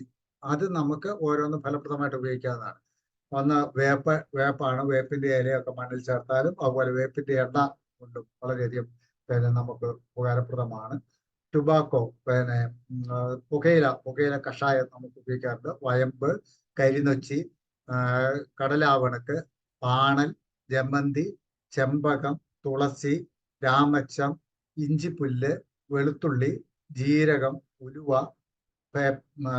കുരുമുളക്, മഞ്ഞൾ, ചെത്തി, കീഴാർ നെല്ലി, എരിക്ക്, തുമ്പ, പച്ചമുളക് ഇതൊക്കെ നമുക്ക് ഫലപ്രദമായിട്ട് പല കീടങ്ങൾക്കെതിരെയും ഉപയോഗിക്കാവുന്ന സാധനങ്ങളാണ്. പച്ചക്കറികളെ ആക്രമിക്കുന്ന ഒരു പ്രധാനപ്പെട്ട കീടമാണ് മുഞ്ഞ. മുഞ്ഞകളെ നിയന്ത്രിക്കാനായി നാം ഉപയോഗിക്കുന്ന ഒരു ജൈവ കീടനാശിനിയാണ് പുകയില കഷായം. ഇത് തയ്യാറാക്കുന്ന ഒരു ഡെമോൺസ്ട്രേഷൻ വീഡിയോ ഇപ്പോൾ കാണാം. പുകയില കഷായം തയ്യാറാക്കുവാൻ വേണ്ട വസ്തുക്കൾ: 1. മാർക്കറ്റിൽ കിട്ടുന്ന പുകയില. 2. വേണ്ടത് സോപ്പ്. പുകയില ചെറു കഷണങ്ങളായിട്ട് വെച്ചിരിക്കണം. ഈ 1/4 കിലോഗ്രാം അരിഞ്ഞെടുത്ത പുകയില നമ്മൾ 2.25 ലിറ്റർ വെള്ളത്തിൽ മുക്കി വയ്ക്കും. അത് ഒരു ദിവസം എന്ന് പറഞ്ഞാൽ 24 മണിക്കൂർ ഇതിൽ തന്നെ കിടക്കും. അതിനുശേഷം നമ്മൾ പുകയില ഇങ്ങോട്ട് പിഴിഞ്ഞ് അതിൻ്റെ നീരെടുക്കും. അതിൻ്റെ ആ ചണ്ടി അങ്ങോട്ട് മാറ്റും. അങ്ങനെ മാറ്റിയെടുക്കുമ്പോൾ നമുക്ക് കിട്ടുന്ന പുകയില നീരാണ് ഈ കാണുന്നത്. 60 ഗ്രാം ബാർ സോപ്പ് 50 മില്ലി വെള്ളത്തിൽ ലയിപ്പിച്ചെടുത്ത സോപ്പ് ലായനിയും പുകയില നീരും കൂടെ നല്ലപോലെ ചേർത്ത് ഇളക്കണം. ഈ പുകയില കഷായം ഉണ്ടാക്കുമ്പോൾ പ്രത്യേകം ശ്രദ്ധിക്കേണ്ട ഒരു കാര്യമുണ്ട്. എപ്പോഴും ഈ പുകയില കഷായം ആവശ്യമുള്ള സന്ദർഭത്തിൽ മാത്രം ഉണ്ടാക്കി ഫ്രഷ് ആയിട്ട് ഉപയോഗിക്കാൻ ശ്രമിക്കുക. പച്ചക്കറികളെ അതെ, ഇത് നമുക്ക് ഇതൊരു ഇങ്ങനെയുള്ള ഒരു സബ്ജക്റ്റ് ആയതുകൊണ്ട് വേറെ കൂടുതൽ തമാശ ഇതിലേക്ക് കൊണ്ടുവരാൻ കഴിയുന്നില്ല എന്നുള്ളത് ഇതിന്റെ ചിത്രത്തിൽ പെടുന്നുണ്ട്. ഏതാണേലും എല്ലാവർക്കും എന്തെങ്കിലും ഉപകാരപ്രദമായ എന്തെങ്കിലും ഒരു പോയിന്റെങ്കിലും ഇതിൽ നിന്ന് കിട്ടും എന്നുള്ളൊരു പ്രതീക്ഷയിലാണ് ഞാനിത് പ്രസന്റ് ചെയ്യുന്നത്.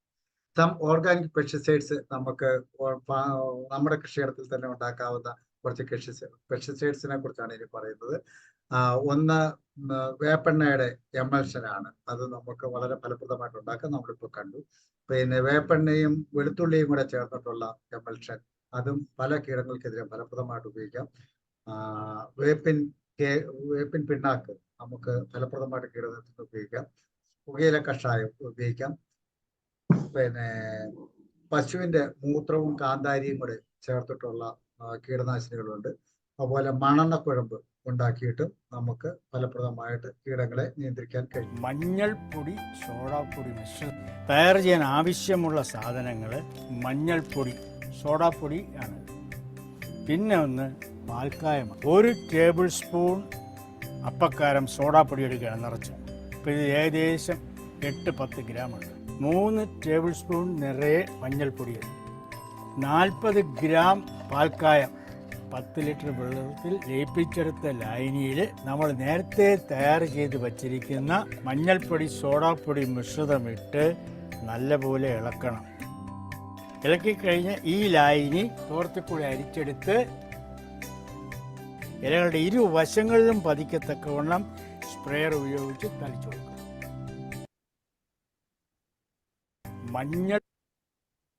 ഇനിയും പിന്നെ organic pesticides available in the മാർക്കറ്റിൽ നമുക്ക് കുറെ സാധനങ്ങൾ കിട്ടും. ഇത് ബാക്ടീരിയ ഇനത്തിൽപ്പെട്ട ആൾട്ട ഡൈപ്പൽ ബയോവിറ്റ് ഡിസിൻ എന്നൊക്കെ പറയും. ഇത് തണ്ട് കായതുരപ്പൻ പുഴുക്കൾക്കൊക്കെ മറ്റ് ചരവപ്പുഴുകൾക്കൊക്കെ ഉപയോഗിക്കാം. പിന്നെ കുമിൾ വർഗത്തിൽപ്പെട്ട ബുഗേറിയ ബാവസ്റ്റിന എന്ന് പറയുന്ന സാധനങ്ങൾ, അതിന്റെ മാർക്കറ്റ് പേരുകൾ ഇതൊക്കെയാണ്. മുഞ്ഞ, ചാഴി, ഇലചുറ്റിപ്പുഴു ഇതിനൊക്കെതിരെ ഉപയോഗിക്കാം. മെറ്റാറിസം, ബയോമെട്രിക്സ്, പേസർ എന്നൊക്കെയുള്ള പേരിൽ കിട്ടും. ഉറുമ്പ്, ചിതല്, മണ്ണിൽ കാണുന്ന മറ്റു കീടങ്ങൾക്കൊക്കെ ഉപയോഗിക്കാം. ബയോപേച്ച്, മീലിക്കിൽ എന്നൊക്കെ പറഞ്ഞിട്ട് മീലിയ കൊണ്ടൊക്കെ സ്ഥലത്ത് കീടങ്ങൾക്കൊക്കെ ഉപയോഗിക്കാവുന്ന സാധനങ്ങൾ.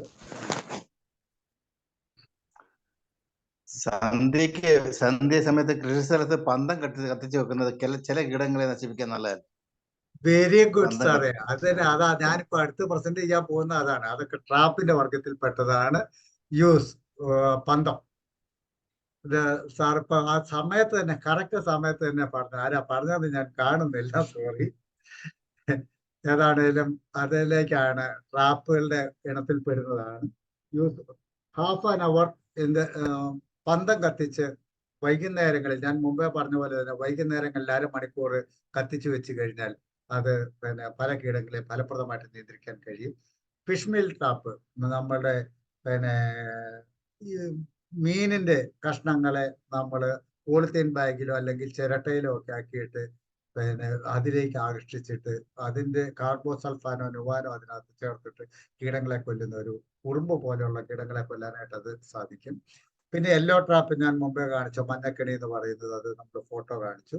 ബ്ലൂ ട്രാപ്പ് അതുപോലെ തന്നെ ബ്ലൂ പിന്നെ നിറത്തിൽപ്പെട്ട ട്രാപ്പ് ഉണ്ടാക്കി എന്ന് പറഞ്ഞു കഴിഞ്ഞാൽ പന്തലിൽ കെട്ടിത്തൂക്കി അതില് കീടങ്ങളെ ആകർഷിച്ചു കൊല്ലുന്ന പല പിന്നെ ഇതുണ്ട്.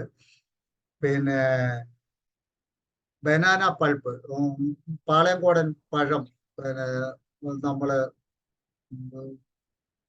വെള്ളത്തിൽ കലക്കി അല്ലെങ്കിൽ ചാലിച്ചിട്ട് ചിരട്ടയിലൊക്കെ ആക്കിയിട്ട് അതിനകത്ത് അല്പം കാർബോ സൾഫാനും കൂടെ ചേർത്തിട്ട് പന്തലിൽ കെട്ടിത്തൂക്കിയാൽ പല കീടങ്ങളും അതിന്റെ നീര് കുടിച്ചിട്ട് ചത്തുപോകുന്ന സംവിധാനമുണ്ട്. ഫെറമോൺ ട്രാപ്പ് എന്ന് പറയുന്നത് എന്താണ്, കീടങ്ങളെ പിന്നെ എതിർ ലിംഗത്തിൽപ്പെട്ട കീടങ്ങളുടെ സ്മെല്ല് കൃത്രിമമായിട്ടുണ്ടാക്കിയിട്ട് കീടങ്ങളെ ആകർഷിച്ച് കൊല്ലുന്ന സംവിധാനമാണ് ഫെറമോൺ കെണി. ഒരു ജീവി എതിർ ലിംഗവർഗത്തിൽപ്പെട്ട ജീവിയെ ആകർഷിക്കുന്നതിനു വേണ്ടി അതിന്റെ ശരീരത്തിന്റെ ഉപരിതലത്തിൽ നിന്ന് പുറപ്പെടുവിക്കുന്ന രാസവസ്തുവാണ് ഫിറമോൺ.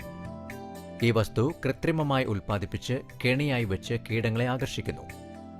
കെണിയിൽപ്പെട്ട കീടങ്ങളെ നശിപ്പിക്കുന്നു. ഫെറമോൺ കെണിയിൽ ആകർഷിക്കപ്പെട്ട് നശിക്കുന്നത് ആൺവർഗത്തിൽപ്പെട്ട കായീച്ചകളാണ്. വെള്ളരി വർഗ പച്ചക്കറിയിലെ ആക്രമിക്കുന്ന കായീച്ചകൾക്കെതിരെ ഫിറമോൺ കെണി ഫലപ്രദമായി ഉപയോഗിക്കാം. വെള്ളരി വർഗത്തിൽ മാത്രമല്ല കേട്ടോ, ഒത്തിരി കീടങ്ങൾക്കെതിരെ ഫെറമോൺ കെണി, അതിൻ്റെതായ രൂപത്തിലുള്ള ഫെറമോൺ കെണികൾ നമുക്ക് ഫെറമോൺ വാങ്ങാൻ കിട്ടും. അതുകൊണ്ടൊന്നും നമുക്ക് ഇങ്ങനെ വളരെ ഫലപ്രദമായിട്ട് ഉപയോഗിക്കാം, നമ്മുടെ തോട്ടത്തിലൊക്കെ ഉപയോഗിക്കാവുന്നതാണ്. പിന്നെ തേങ്ങാ വെള്ളത്തിൽ നിന്നുള്ള ഒരു പിന്നെ ഇത് കെണി ഉണ്ടാക്കി നമുക്ക് പാവൽ പോലെയുള്ള ഇതിലൊക്കെ നമുക്ക് അതിനെയൊക്കെ ആക്രമിക്കുന്ന പിന്നെ കീടങ്ങൾക്കെതിരെ വളരെ ഫലപ്രദമായിട്ട് ഉപയോഗിക്കാവുന്ന ഒരു സംവിധാനവും ഉണ്ട്. ഇത് യെല്ലോ ട്രാപ്പാണ്. നമ്മൾ മുമ്പേ കാണുന്നത് മഞ്ഞക്കെണി എന്ന് പറയുന്ന സാധനമാണ് ഫലപ്രദമായിട്ട് ഉപയോഗിച്ചത്. ഇതാണ് ഞാൻ പറഞ്ഞത് ബനാന ട്രാപ്പ്. നമ്മൾ പിന്നെ പഴത്തിന്റെ നീരിനകത്ത് കീടനാശിനി ചേർത്തിട്ട് നമ്മൾ കീടങ്ങളെ ആകർഷിക്കുന്നത്. പിന്നെ കീടനിയന്ത്രണ ചില നാടൻ രീതികളും കൂടെ ഞാൻ ഒപ്പം പറയുകയാണ്. 1 ലിറ്റർ പഴങ്കഞ്ഞി വെള്ളം 1 സ്പൂൺ ചാരം ചേർത്ത് ഇലയുടെ അടിയിൽ സ്പ്രേ ചെയ്യുക. കുറെ കീടങ്ങളെ നമുക്ക് എന്ന് പറഞ്ഞു കഴിഞ്ഞാൽ നീരൂറ്റി കുടിക്കുന്ന കീടങ്ങളെ പലതിനും അങ്ങനെ നമുക്ക് നശിപ്പിക്കാൻ കഴിയും. പിന്നെ മീൻ കഴുകിയ വെള്ളം തളിച്ചു കൊടുക്കുന്നത് ചില പച്ചക്കറിക്ക് നമ്മൾ അതിന് ചില കീടങ്ങളെ അകറ്റി നിർത്താനായിട്ട് വികർഷകങ്ങളായിട്ട് ഉപയോഗിക്കാനായിട്ട് അത് കഴിയുന്നതാണ്.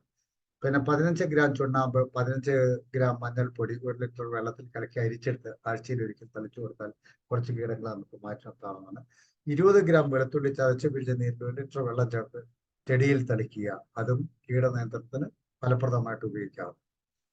പിന്നെ ഇതെല്ലാം ചെയ്തു കഴിഞ്ഞാലും നമുക്ക് പിന്നെ ചെടികൾക്ക് നല്ല പുഷ്പിക്കുന്നില്ല, കായ്ക്കുന്നില്ല എന്നൊക്കെയുള്ള ഒരു കാര്യം പലരും പറയാറുണ്ട്. അതും കൂടി ഇതിന്റെ കൂട്ടത്തിൽ ഞാൻ പറയുകയാണ്. പലരും സംഭവിക്കുന്നത് എന്താണെന്ന് വെച്ച് കഴിഞ്ഞാൽ നമ്മൾ ഈ ജൈവ ഗ്രോത്ത് പ്രൊമോട്ടേഴ്സ് ഒക്കെ ഉപയോഗിച്ച് കഴിയുമ്പോൾ, ഞാൻ ഈ പറഞ്ഞ സാധനങ്ങളൊക്കെ ഉപയോഗിച്ച് പഞ്ചഗവ്യ, ദശഗവ്യ അതുപോലെയുള്ള സാധനങ്ങൾ ഉപയോഗിച്ച് കഴിയുമ്പോൾ ചെടികൾക്ക് വളരെയധികം വെജിറ്റേറ്റീവ് ഗ്രോത്തും. അപ്പോൾ വെജിറ്റേറ്റീവ് ഗ്രോത്ത് വളരെയധികം കൂടിക്കഴിഞ്ഞാൽ പലപ്പോഴും സംഭവിക്കുന്നത് വേണ്ടത്ര വിളവ് ലഭിക്കാത്ത ഒരവസ്ഥയിലേക്ക് എത്തിപ്പെടുന്ന ഒരു സംവിധാനം കൂടെ. അതുകൊണ്ട് അങ്ങനെയുള്ള കാര്യങ്ങൾ ശ്രദ്ധിച്ചിട്ട് വേണം, വളരെ ലിമിറ്റഡ് ആയിട്ടുള്ള ഇതിൽ മാത്രമാണ് നമ്മൾ പിന്നെ ഈ പറയപ്പെട്ട ജൈവ പോഷകങ്ങൾ നമ്മൾ പ്രയോഗിക്കാവുള്ളൂ എന്നുള്ളത്. കാരണം നമ്മൾ കെമിക്കൽ ഫെർട്ടിലൈസേഴ്സ് ഒക്കെ ഉപയോഗിക്കുന്നതിനേക്കാളൊക്കെ വളരെ ഫലപ്രദമായിട്ടും വളരെ ആരോഗ്യകരമായിട്ടും ചെടികൾ വളരാനായിട്ട് ഈ പറയപ്പെട്ട സാധനങ്ങളെ കൊണ്ട് നമുക്ക് സാധിക്കും. അപ്പൊ അങ്ങനെയുള്ള സാധനങ്ങളൊക്കെ ഉപയോഗിച്ച് കഴിയുമ്പോൾ, അഥവാ ഇനി ചെറിയ തോതിലൊക്കെ നമുക്ക് വെജിറ്റേറ്റീവ് കൂടി നമുക്ക് ഫ്ലവറിങ് ആവശ്യം കിട്ടുന്നില്ലെങ്കിൽ അതിനുള്ള ഒരു ചെറിയ ടെക്നിക്കാണ് ഇവിടെ പറയുന്നത്.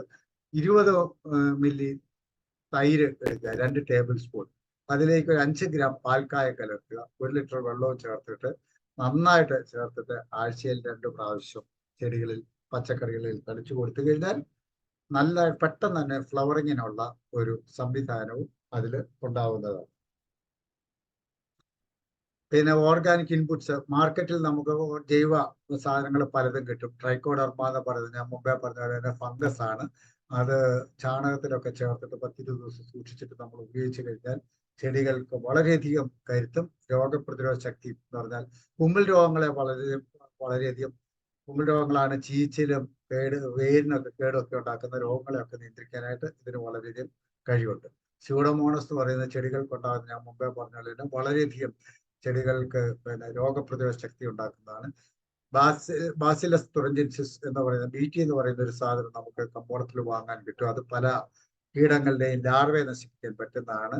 റുവേറിയ ബാവസ്റ്റിന എന്ന് പറയുന്ന അതും ഒരു ഫംഗസ് വർഗത്തിൽപ്പെട്ടതാണ്. അത് ചെടികളുടെ കീടങ്ങളിലെ രോഗങ്ങൾ ഉണ്ടാക്കിയിട്ട് നശിപ്പിക്കുന്ന ഒരു സംവിധാനമാണ്. വെർട്ടിസില്യം ലക്കാനി എന്ന് പറയുന്നത് അതും ഒരു ഫംഗസ് ആണ്. അതും പിന്നെ ചെടി കാർന്ന് തിന്നുന്നതും പുൽച്ചാടി വർഗത്തിൽപ്പെട്ടതും ട്രിപ്സ് മൈറ്റ്സ് വർഗത്തിൽപ്പെട്ട ഈ വെള്ളീച്ച അങ്ങനത്തെ ചെടികൾക്ക് ഇതിനെല്ലാം ഫലപ്രദമായിട്ട് നമുക്ക് ഉപയോഗിക്കാവുന്നതാണ്. ബയോ ഫെർട്ടിലൈസേഴ്സ് ആയിട്ട് നമുക്ക് റൈസോബിയം കിട്ടും. റൈസോബിയം അസെറ്റോബാക്ടർ എന്നൊക്കെ പറയുന്നത് അന്തരീക്ഷത്തിൽ നിന്ന് നൈട്രജനെ ശേഖരിച്ച് മണ്ണിൽ ചേർക്കുന്നതാണ്. അസോസ്പെർലോ എന്ന് പറയുന്നത് ഫോസ്ഫറസ് മണ്ണിൽ ചേർക്കുന്നതാണ്. വാം എന്ന് പറയുന്നത് ചെടികളുടെ രോഗപ്രതിരോധത്തിന് മാത്രമല്ല ചെടികൾക്ക് പല മൂലകങ്ങളെയും മണ്ണിൽ ചേർക്കാനായിട്ട് കഴിവുള്ളതാണ്. പിന്നെ എഫക്റ്റീവ് മൈക്രോ ഓർഗാനിസം എന്ന് പറയുന്നത് EM സൊല്യൂഷൻസ് ബയോ ഫെർട്ടിലൈസർ ആയിട്ട് നമുക്ക് കമ്പോളത്തിൽ വാങ്ങാൻ കിട്ടും. അപ്പോൾ അത് പ്രൊഡ്യൂസ് ചെയ്യുന്ന പല കമ്പനികളും ഉണ്ട്, നമുക്കും ഉണ്ടാക്കാവുന്നത്. PGPR മിക്സ് എന്ന് പറയുന്ന ഒരു ഗ്രോത്ത് പ്രൊമോട്ടർ ആണ്. അതൊക്കെ നമുക്ക് ഞാനിതൊക്കെ പറയുന്ന ഓടിച്ചു പോകുന്നതിന്റെ ഉദ്ദേശം എന്താണെന്ന് ചോദിച്ചു കഴിഞ്ഞാൽ, ഞാൻ ആദ്യം ഈ പഞ്ചഗവ്യം ദശഗവ്യം ജീവാമൃതം ഒക്കെ പറഞ്ഞ അതുപോലെ കുറെ കീടനാശിനികളുടെ കാര്യമൊക്കെ പറഞ്ഞു ഇതൊന്നും ഉണ്ടാക്കാനൊന്നും മെനക്കെടാനൊന്നും കഴിയില്ല എന്ന് വിചാരിച്ച് ഇരിക്കുന്നവരാരെങ്കിലും ഉണ്ടെങ്കിൽ ഇതിനൊക്കെ സബ്സ്റ്റിറ്റ്യൂട്ട് ആയിട്ടുള്ള സാധനങ്ങൾ നമുക്ക് കമ്പോളത്തിൽ നിന്ന് വാങ്ങാൻ കിട്ടും. അതുകൊണ്ട് തന്നെ നമ്മുടെ ടെറസിലോ ബാൽക്കണിയിലോ മുറ്റത്തോ ചെറിയ 2 സെന്റ് ഭൂമിയിലോ ഒക്കെ നമുക്ക് ആവശ്യത്തിനുള്ള പച്ചക്കറി നമുക്കുണ്ടാക്കാൻ കഴിയും എന്ന് ഉള്ള ഒരു ബോധ്യം വരുത്താൻ വേണ്ടി മാത്രമാണ് ഇതെല്ലാം പറഞ്ഞു പോകുന്നത്. PGPR മിക്സ് എന്ന് പറയുന്ന വളരെ ഫലപ്രദമായിട്ടുള്ള ഒരു ഗ്രോത്ത് പ്രൊമോട്ടറാണ്. ജീവാമൃതം നമുക്ക് വാങ്ങാൻ കിട്ടും. ഹെർബെക്സ് എന്ന് പറയുന്ന പെസ്റ്റ് കൺട്രോളിലുള്ള ഒരു സാധനം വാങ്ങാൻ കിട്ടും. അമീനോ പ്ലസ് എന്ന് പറയുന്ന ഗ്രോത്ത് പ്രൊമോട്ടറാണ്. ഞാൻ മുമ്പേ പറഞ്ഞ fish amino acid, egg amino acid ഇതൊക്കെ വർഗത്തിൽപ്പെട്ടാണ്. പഞ്ചഗവ്യ പ്ലസ് എന്ന് പറയുന്നത് വാങ്ങാൻ കിട്ടും. മെറ്റാറൈസം എന്ന് പറയുന്നതും വാങ്ങാൻ കിട്ടുന്ന സാധനമാണ്. അതും ചെതലിനെയും ജാസിഡ്സിനെയും ഒക്കെ നശിപ്പിക്കാൻ കഴിയുന്നതാണ്. ബയോ ബൂസ്റ്റർ ഇത് വാങ്ങാൻ കിട്ടും. അത് ഗ്രോത്തിനും ഫ്ലവറിങ്ങിനും ഉപകാരപ്രദമാണ്. ഹാൾട്ട് എന്ന് പറയുന്നത് halt 5WP highly concentrated biological insecticide ആണ്. ഇത് നമുക്കത് കമ്പോളത്തിൽ വാങ്ങാൻ കിട്ടും. ഡൈപ്പൽ എന്ന് പറയുന്ന ഒരു കോൺസെൻട്രേറ്റഡ് ആയിട്ടുള്ള ബയോളജിക്കൽ ഇൻസെക്ടിസൈഡ് നമുക്ക് വാങ്ങാൻ കിട്ടും. അത് ലാർവ നശിപ്പിക്കുന്ന സാധനമാണ്. ഇനിയും ചെറിയ ജനറൽ ആയിട്ടുള്ള കുറച്ച് കാര്യങ്ങൾ കൂടി പറയുകയാണ്. ഏതാണ്ട് നമ്മുടെ സമയം എത്തിയെന്ന് വിചാരിക്കുകയാണ്. 8 മണിയാകാൻ പോവുകയാണ്. നമ്മൾ ജനറലായിട്ട് ഒരു പച്ചക്കറി തോട്ടം മെയിൻറ്റെയിൻ ചെയ്യുമ്പോൾ ശ്രദ്ധിക്കേണ്ട ഇത്രയേ ഉള്ളൂ. Irrigation in gardens better to select fixed time. എല്ലാ ദിവസവും ഒരേ സമയത്ത് നമ്മൾ നനയ്ക്കുന്നതായിരിക്കും നല്ലത്. കാരണം കുറച്ച് ദിവസം കൊണ്ട് ചെടികളും അതുമായിട്ട് നിവൃത്തിയുള്ളിടത്തോളം നമ്മൾ വെയിലത്ത് നനയ്ക്കാതെ ഇരിക്കണം. നമ്മൾ ഒന്നുകിൽ രാവിലെ അല്ലെങ്കിൽ വൈകുന്നേരം, വൈകുന്നേരം നനയ്ക്കാൻ പറ്റിയെങ്കിൽ രാവിലെ വൈകുന്നേരം നനയ്ക്കുക. അതല്ലെങ്കിൽ വൈകുന്നേരങ്ങളിൽ മാത്രം നനയ്ക്കുന്നതാണ് നല്ലത്. രാവിലെ മാത്രം നനയ്ക്കുന്നതിൽ നല്ലത് വൈകുന്നേരങ്ങളിൽ മാത്രം നനയ്ക്കുന്നത്. പക്ഷേ ഞാൻ മുമ്പേ പറഞ്ഞ പോലെ ചില കീടങ്ങളുടെ അക്രമം കൂടുതലുണ്ടെങ്കിൽ വേണമെങ്കിൽ നമുക്ക് വൈകുന്നേരത്തെ നന രാവിലത്തേനാക്കാം. ഏതാണെങ്കിലും ഒരു നേരമെങ്കിലും നനയ്ക്കണം. Spraying both side of leaf. നമ്മൾ എന്തെങ്കിലും കീടനാശിനി അടിക്കുമ്പോൾ ഇലയുടെ 2 ഭാഗത്തും അടിക്കാനായിട്ട് ശ്രമിക്കുക. Better to spray in the evening time. നമ്മൾ ഗ്രോത്ത് പ്രൊമോട്ടർ ഉപയോഗിക്കുകയാണെങ്കിലും അതല്ലാതെ കീടനാശിനികളോ മറ്റെന്തെങ്കിലും ബൂസ്റ്റിംഗ് ആയിട്ടുള്ള സാധനങ്ങളോ ഉപയോഗിക്കാനോ ഫ്ലവറിങ് ആയിട്ടുള്ള സാധനങ്ങളൊക്കെ ഉപയോഗിക്കുകയാണെങ്കിലും അതൊക്കെ വൈകുന്നേരങ്ങളിൽ ഉപയോഗിക്കുന്നതാണ് നല്ലത്. രാവിലെ ഉപയോഗിച്ചാൽ അത് അത്രയും ഫലപ്രാപ്തി കിട്ടില്ല. വൈകുന്നേരങ്ങളിൽ ഉപയോഗിക്കാം. ബയോഗ്യാസ് പ്ലാന്റിൽ നമ്മൾ ആർക്കെങ്കിലും നമ്മുടെ ബയോഗ്യാസ് പ്ലാന്റ് നമുക്കുണ്ടെങ്കിൽ അതിലേക്ക് അല്പം ടീ വേസ്റ്റ്, ഈ ചായച്ചണ്ടി ഉപയോഗിച്ച് കഴിഞ്ഞാൽ ഗ്യാസ് പ്രൊഡക്ഷൻ നമുക്ക് വളരെയധികം വർദ്ധിപ്പിക്കാൻ കഴിയും. ഫ്ലവർ വേസിലൊക്കെ അല്പം സോഡിയം സാൾട്ട് ഉപ്പ് ഇട്ട് കഴിഞ്ഞാൽ ഫ്ലവറിന്റെ ലൈഫ് ഇൻക്രീസ് ചെയ്യാൻ കഴിയും. Coconut water is a booster for germination in many plants. നമ്മൾ തേങ്ങാവെള്ളം പുളിപ്പിച്ചിട്ട് അതിനകത്ത് വിത്ത് ഇട്ട് വെച്ചിട്ട് നടുകയാണെങ്കിൽ അത് ജെർമിനേഷൻ കൂടുതൽ പെട്ടെന്ന് മുളയ്ക്കാനായിട്ടുള്ള കഴിവുണ്ടാവും.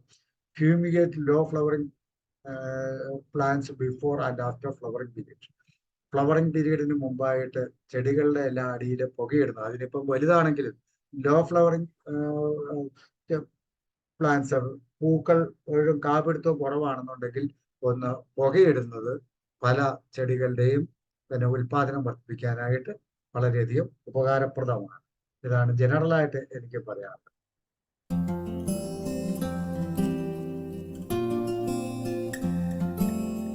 മണ്ണിൻ മനസായി മനുജനു തുണയായി വളരുന്നു ഭൂമിയിൽ ഞങ്ങൾ. കൊതിവരും മണമായി നിറമായി രുചിയായി അരികിലുണ്ടെപ്പോഴും ഞങ്ങൾ. വീടിനൈശ്വര്യമായി അമ്മയ്ക്കു തൃപ്തിയായി ചുറ്റോടു ചുറ്റും തളർത്തു നിൽക്കും ഞങ്ങൾ. കുട്ടികൾ കൈകൊണ്ടു നട്ടു നനയ്ക്കുകിൽ മണ്ണും മനസ്സും നിറഞ്ഞു നിൽക്കും. സമ്പൂർണ്ണ പോഷണം, സംതൃപ്ത ഭോജനം, സസ്യങ്ങളേകും സ്നേഹപൂർണം. അതെ, സമ്പൂർണ്ണ പോഷണം നമുക്ക് ആവശ്യമാണ്. സേഫ് ഫുഡ് ആവശ്യമാണ്. അതിനായിട്ട് നമ്മൾ പലപ്പോഴും നമുക്കത് കഴിയുന്നില്ല എന്നുള്ള സാഹചര്യങ്ങൾ നമുക്ക് അനുകൂലമല്ല എന്നുള്ളതിന്റെ പേരിലാണ് നമ്മളാരും ഈ സാധനങ്ങളൊന്നും ഉണ്ടാക്കാതിരിക്കുന്നത്. പക്ഷെ നമ്മൾ മാർക്കറ്റിൽ പോയി വാങ്ങുമ്പോൾ എപ്പോഴും നമ്മളെ ഒരു ആശങ്ക, ഇങ്ങനെ ഇത് കെമിക്കലുണ്ടോ, ഇത് സേഫ് ആണോ എന്നുള്ളൊരു ആശങ്ക നമ്മളെ പിന്തുടരുകയും ചെയ്യും. എന്തുകൊണ്ട് നമുക്ക് ആവശ്യമുള്ള പച്ചക്കറി നമുക്ക് ഉണ്ടാക്കിക്കൂടാ? അതിന് നമുക്ക് ഓരോരുത്തർക്കും കഴിയും. ചെറിയ പോളി ബാഗിലോ ചെറിയ പോട്ടിലോ ഒക്കെ നമ്മുടെ വീടിന്റെ പരിസരത്ത് എവിടെയെങ്കിലും അത്യാവശ്യത്തിനുള്ള ചെടികൾ വളർത്താനും അതിലൂടെ നമുക്ക് ഉൽപാദനം ഉണ്ടാക്കാനും കഴിയും.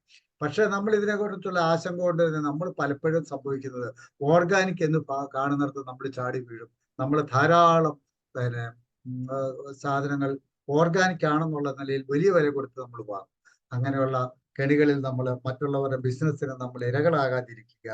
ബേസിക് ഓർഗാനിക് ഫാമിങ്ങിനെ കുറിച്ചും നമുക്ക് ആവശ്യമായിട്ടുള്ള ജൈവ പച്ചക്കറികളും മറ്റ് സാധനങ്ങളും നമുക്കുണ്ടാക്കാനായിട്ടുള്ള കാര്യങ്ങളെ സംബന്ധിച്ചും ഒരു ബേസിക് അറിവ് നൽകാനായിട്ട് എനിക്കിതിലൂടെ കഴിഞ്ഞു എന്നും ഇത് എല്ലാവർക്കും ഒരു മോട്ടിവേഷനായി എന്നും നമ്മുടെ ഓരോരുത്തരുടെ സാഹചര്യത്തിൽ എന്തെങ്കിലുമൊക്കെ ചെയ്യാൻ കഴിയും എന്നും പ്രതീക്ഷിച്ചുകൊണ്ട് ഞാൻ നിർത്തുന്നു. Thank you. Thanks. Thank you sir. Thank you very much. വളരെ മനോഹരമായി. തീർച്ചയായിട്ടും ഇന്നത്തെ കാലത്തിന്റെ ഏറ്റവും വലിയൊരു ആവശ്യം തന്നെയാണ് സ്വന്തം പച്ചക്കറി നമ്മുടെ വീട്ടിൽ തന്നെ ഉത്പാദിപ്പിക്കുക. അതിന് ഏറ്റവും പ്രയോജനകരമായി നമുക്ക് ഉപയോഗിക്കാവുന്നത് ഓർഗാനിക് ഫാമിംഗ് ആണ്. ഓർഗാനിക് ഫാമിംഗ് എന്ന് പറയുമ്പോൾ അതിനകത്ത് എന്തൊക്കെ ഘടകങ്ങളുണ്ട്, ആ ഓരോ ഘടകങ്ങൾ എങ്ങനെയാണ് നമ്മൾ നമ്മളുടെ പച്ചക്കറി തോട്ടത്തിലേക്ക് അപ്ലൈ ചെയ്യേണ്ടത് എന്നെല്ലാം വളരെ കൃത്യമായിട്ട് പറഞ്ഞു. പ്രത്യേകിച്ച് ചെടികൾ നടുമ്പോൾ മുതൽ, പ്രത്യേകിച്ച് തേങ്ങാവെള്ളത്തിലൊക്കെ അത് കുളിപ്പിച്ച് ഉപയോഗിക്കുമ്പോൾ സീഡ് ഉണ്ടാകുന്നതിന് വരെ, ചെടിയായി മാറുന്നതിന് വരെ ഗുണപ്രദമാകും എന്നുള്ളത് തുടങ്ങി കൺട്രോൾ ചെയ്യാനും എങ്ങനെയാണ് വളങ്ങൾ, നാച്ചുറലായിട്ട് വളങ്ങൾ സൃഷ്ടിക്കേണ്ടതെന്നെല്ലാം വളരെ കൃത്യമായി സാറ് എക്സ്പ്ലെയിൻ ചെയ്തു. Thank you very much. ഒരു അഗ്രികൾച്ചറലിസ്റ്റ് എന്ന നിലയിൽ, ആ ഡിപ്പാർട്ട്മെന്റിൽ ജോലി ചെയ്ത ഒരു വ്യക്തി എന്ന നിലയിലൊക്കെ ഒത്തിരി അനുഭവ സമ്പത്താണ് സാർ നൽകാൻ കഴിഞ്ഞത്. Thank you very much sir. Thank you for you wonderful talk. Okay, നമുക്ക് ഇതിന്റെ സംശയങ്ങളിലേക്ക് പോകാൻ. എന്തെങ്കിലും അഡീഷണൽ ആയിട്ട് ആഡ് ചെയ്യാനോ എന്തെങ്കിലും സംശയങ്ങളുണ്ടെങ്കിലോ ഒക്കെ നമുക്ക് ചോദിക്കാം. യെസ്, ഗോകുമാർ സാർ സ്റ്റാർട്ട് ചെയ്യും. ഗോകുമാർ സാറാണ് പല ചോദ്യങ്ങളും ഉത്തരങ്ങളും പറഞ്ഞത്. എനിക്ക് പറയാനുള്ളത് പഞ്ചഗവ്യം എന്ന് പറയുന്നതിന് 2 ഉപയോഗമുണ്ട്. ആയുർവേദത്തില് മനുഷ്യന്റെ മാനസിക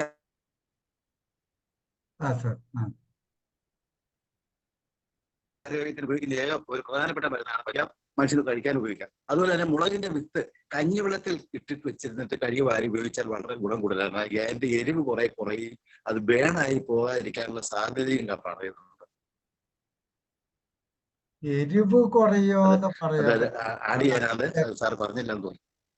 കഞ്ഞിവെള്ളത്തിലിട്ട് ചെയ്യാം. കഞ്ഞിവെള്ളത്തിന് ഞാൻ എടുത്തു പറഞ്ഞില്ല, അത് ശരിയാണ്. കഞ്ഞിവെള്ളം, ഞാൻ തേങ്ങാവെള്ളത്തിന്റെ കാര്യം പറഞ്ഞു. അതുപോലെ തന്നെ കഞ്ഞിവെള്ളത്തിൽ വെള്ളത്തില് അങ്ങനെ വളരെ പലർക്കും നല്ല രീതിയിൽ വളരെ പ്രയോജനപ്രദമായ ക്ലാസ് ആയിരുന്നു. അതെ അതെ അതെ അതെ സാർ. അങ്ങനെ ഒത്തിരി മെത്തേഡുകളുണ്ട്. അത് ഒരു ഓർഗാനിക് ഫാമിങ്ങിന്റെ ക്ലാസ്സിൽ അത്രയൊക്കെ വിശദമായിട്ട് നമുക്ക് പറയാൻ കഴിയുള്ളൂ സാർ. അതുകൊണ്ട് ഒത്തിരി ഒരു മണിക്കൂർ ഇത്രയും പറഞ്ഞതല്ല അധികം. ഞാൻ പരമാവധിയൊക്കെ ഇതാക്കി എല്ലാവർക്കും പറഞ്ഞാലും മനസ്സിലായി. ഇത് സാബു സാറ് കുറെയൊക്കെ സ്വന്തമായിട്ട് കൃഷി ചെയ്യുന്ന ആളാണ്. എനിക്ക് നല്ലോണം അറിയാം, നേരിട്ട് അറിയാവുന്ന. നമസ്കാരം. അതായിരിക്കും സാർ എന്നോട് ഈ സബ്ജക്ട് തന്നെ എടുക്കണമെന്നും പറഞ്ഞത്. സാറിന് താല്പര്യമുള്ളതുകൊണ്ടായിരിക്കും. അതെപ്പോഴും നമുക്ക് പ്രയോജനകരമാണ്. ഈ പഞ്ചഗവ്യവും ഫിഷ് അമിനോ ആസിഡൊക്കെ ഉണ്ടാക്കി അത് തളിക്കുമ്പം ആളുകൾ നമ്മളെ ഭീഷണിപ്പെടുത്തുന്നതൊക്കെ നമ്മുടെ മനസ്സിൽ കൂടെ കടന്നു വരികയാണ്. കാരണം നല്ല സ്മെല്ലാണ്. ഓക്കെ, പറഞ്ഞോളൂ. ആരാണ് പറയുന്നത്? ജോർജ് സാർ നല്ലൊരു കർഷകനാണ്, പറയും. Thank you sir. ടോമി സാറെ, ഒത്തിരി നാളുകൾക്ക് ശേഷം വീണ്ടും ഒന്നുകൂടെ കാണാൻ കഴിഞ്ഞു. ഇത് രോഗി ഇച്ഛിച്ചതും വൈദ്യം കൽപ്പിച്ചതും പാല് എന്ന് പറയുന്ന സമയം. ഞാൻ ഇന്ന് വൈകിട്ട് കുറച്ച് കടലപ്പിണ്ണാക്ക്, അതിൻ്റെ പകുതി വേപ്പിമിണ്ണാക്ക്, പിന്നെ വേറെ എന്തോ കൂടെ ചേർത്തല്ലോ, കുറച്ച് എല്ലുപൊടി, കുറച്ച് ചീമക്കൊന്നയുടെ ഇല വേറൊരു പാത്രത്തിലിട്ട് അത് വെച്ചിട്ട് അതിൻ്റെ വെള്ളം ചേർക്കാമെന്ന് കരുതി അത്രയും ചെയ്തു വെച്ചിരിക്കുക. ഇന്ന് അത്തിരി ചാണകവും ഇട്ട് ഇതിങ്ങനെ ഇന്ന് ഇളക്കി കൂട്ടി വെച്ചിരിക്കുക. അപ്പോൾ ഇതേക്കുറിച്ചൊക്കെ ഇങ്ങനെ ചിന്തിച്ചുകൊണ്ടിരിക്കുകയായിരുന്നു മനസ്സ് ഇറങ്ങി. അപ്പോഴാണ് ഇത് കണ്ടത്. അപ്പോൾ ഇന്ന് നല്ല ദിവസം എന്ന് കരുതി നേരത്തെ തന്നെ കയറിയിരുന്നു. വളരെ നല്ലത് സാറേ. ഈ തേങ്ങാ വെള്ളത്തിൽ വിത്ത് നമ്മൾ വെള്ളത്തിലിടുന്നതിന് പകരം ഈ പയറ് അല്ലെങ്കിൽ വിത്തുകളൊക്കെ ഈ തേങ്ങാ വെള്ളത്തിൽ ഇട്ട് വെച്ചിട്ട് എത്ര ഒരു 4-5 മണിക്കൂർ കഴിഞ്ഞിട്ട് എടുത്ത് 5-6 മണിക്കൂർ ഇട്ട് വെച്ചാൽ നല്ലതാണ്. മുളയ്ക്കാൻ സാധ്യത കൂടിയില്ലേ? മുളയ്ക്കാന്ന് പറഞ്ഞു കഴിഞ്ഞാൽ അത് പല ബാക്ടീരിയക്കൊക്കെ എതിരെ അത് ഫലപ്രദമായിട്ട് ഇതിന്റെ പുറത്ത് ബാക്ടീരിയകൾ ഉണ്ടാവും. ദോഷകരമായ ബാക്ടീരിയക്ക് കൺട്രോൾ ചെയ്യാനായിട്ട് നല്ലതാണ്. നമ്മള് സ്യൂഡോമോണസ് ഉപയോഗിക്കുന്ന പോലെ തന്നെ ഒരു പ്രയോജനം അതുകൊണ്ട്. സാറേ, അതുപോലെ അമൃത് പാനി, അത് എങ്ങനെയാണെന്ന് ഭയങ്കര സ്പീഡിലായി പോയി, കുറേ എത്താൻ പറ്റില്ല. പിന്നെ യൂട്യൂബിൽ ഇത് ഉണ്ടല്ലോ എന്നുള്ള സമാധാനമാണ്. അല്ല, യൂട്യൂബിലെ നമുക്ക് പൂർണ്ണമായിട്ട് വിശ്വസിക്കാൻ അല്ല സാറിന്റെ ഈ പ്രോഗ്രാം യൂട്യൂബിലുണ്ടല്ലോ, നമുക്ക് ഇത് പലവട്ടം ഓടിച്ച് കാണാലോ. ഓരോന്നിനെ കുറിച്ച് ഞാൻ വിശദമായിട്ട് പറഞ്ഞില്ല. സാറിന്റെ സംഭാഷണം തന്നെ യൂട്യൂബിലുണ്ട്, റെക്കോർഡ് ചെയ്യുന്നുണ്ട്. നമ്മുടെ ഇതിന്റെ റെക്കോർഡിംഗ് ഉണ്ടല്ലോ. അത് പലവട്ടം നോക്കണമെന്ന് ഞാൻ കരുതുവാണ്. ഞാൻ പറഞ്ഞതാ. അമൃതപാനിക്ക് വേണ്ടത് പിന്നെ ചാണകം, പിന്നെ ഗോമൂത്രം, പിന്നെ കുറച്ച് ശർക്കര, നെയ്യ്, തേന്, വെള്ളം, ഇത്രയും സാധനങ്ങളെല്ലാം കൂടെ ചേർത്തിട്ട് ആണ് വെക്കേണ്ടത്. ഒരേ റേഷ്യോ തന്നെ. എല്ലാം ഒരേ അനുപാതത്തിലാണോ ചേർക്കുക? അല്ലല്ല, അതിന് വ്യത്യാസമുണ്ട്. കറക്റ്റ് അളവ് ഞാൻ നോക്കിയിട്ട് പറയാം. അത് വ്യത്യാസം വരും സാർ. എന്തായാലും കേട്ടോ സാറേ, ഞാൻ പിന്നെ പറഞ്ഞുതരാം സാർ. ജോർജ് സാറിന് പിന്നെ പറഞ്ഞുതരാം വ്യക്തമായിട്ട്. ആട്ടെ, സമ്പുഷ്ടവും സമ്പൂർണവുമായ ആഹാര രീതിക്ക് വേണ്ടേ, അതും സ്വയം പര്യാപ്തതയ്ക്ക് വേണ്ടേ ഒരു മാർഗം സാറ് പറഞ്ഞു തന്നു. ഒരു ദിവസത്തെ ഊണ് കൊടുക്കുന്നതിൽ നല്ലത് ഒരു ഊട്ടുപേരെ കാണിച്ചു കൊടുക്കുന്നതെന്ന് പറയും പോലെ തീർച്ചയായിട്ടും അത്യധികം ഉപകാരമായി. ഒത്തിരി സന്തോഷമുണ്ട്. നിറഞ്ഞ മനസ്സോടെ നന്ദി പറയാതിരിക്കാൻ വയ്യ. തീർച്ചയായിട്ടും താങ്ക് യു സർ. മറ്റൊരു ആധുനിക കർഷകനാണ് ജോബി സാർ. ജോബി സാർ ഇപ്പൊ കൃഷി നടത്തുന്നുണ്ടോ അറിയില്ല, കാണുമ്പോ ഉണ്ടായിരുന്നു. കാണുമ്പോ സന്തോഷമുണ്ട്. അറിയാം സാർ. ടോമി സാറേ, ഒത്തിരി നന്നായിരുന്നു ഇന്നത്തെ ക്ലാസ്, പറയാതിരിക്കാൻ വയ്യ. ഒരു മനുഷ്യന്റെ മൗലികമായ അവകാശം തന്നെയാണ് ശുദ്ധവായു, ശുദ്ധവെള്ളം, ശുദ്ധ ഭക്ഷണം. ഇത് മൂന്നും നമുക്കിപ്പോ നഷ്ടപ്പെട്ടുകൊണ്ടിരിക്കുക. വെള്ളം നല്ല കുടിക്കാനില്ല. ഇപ്പൊ ടൗണിലൊക്കെ താമസിക്കുന്ന ഒരു അവസ്ഥ നമുക്കറിയാം, വെള്ളം നല്ലതില്ല.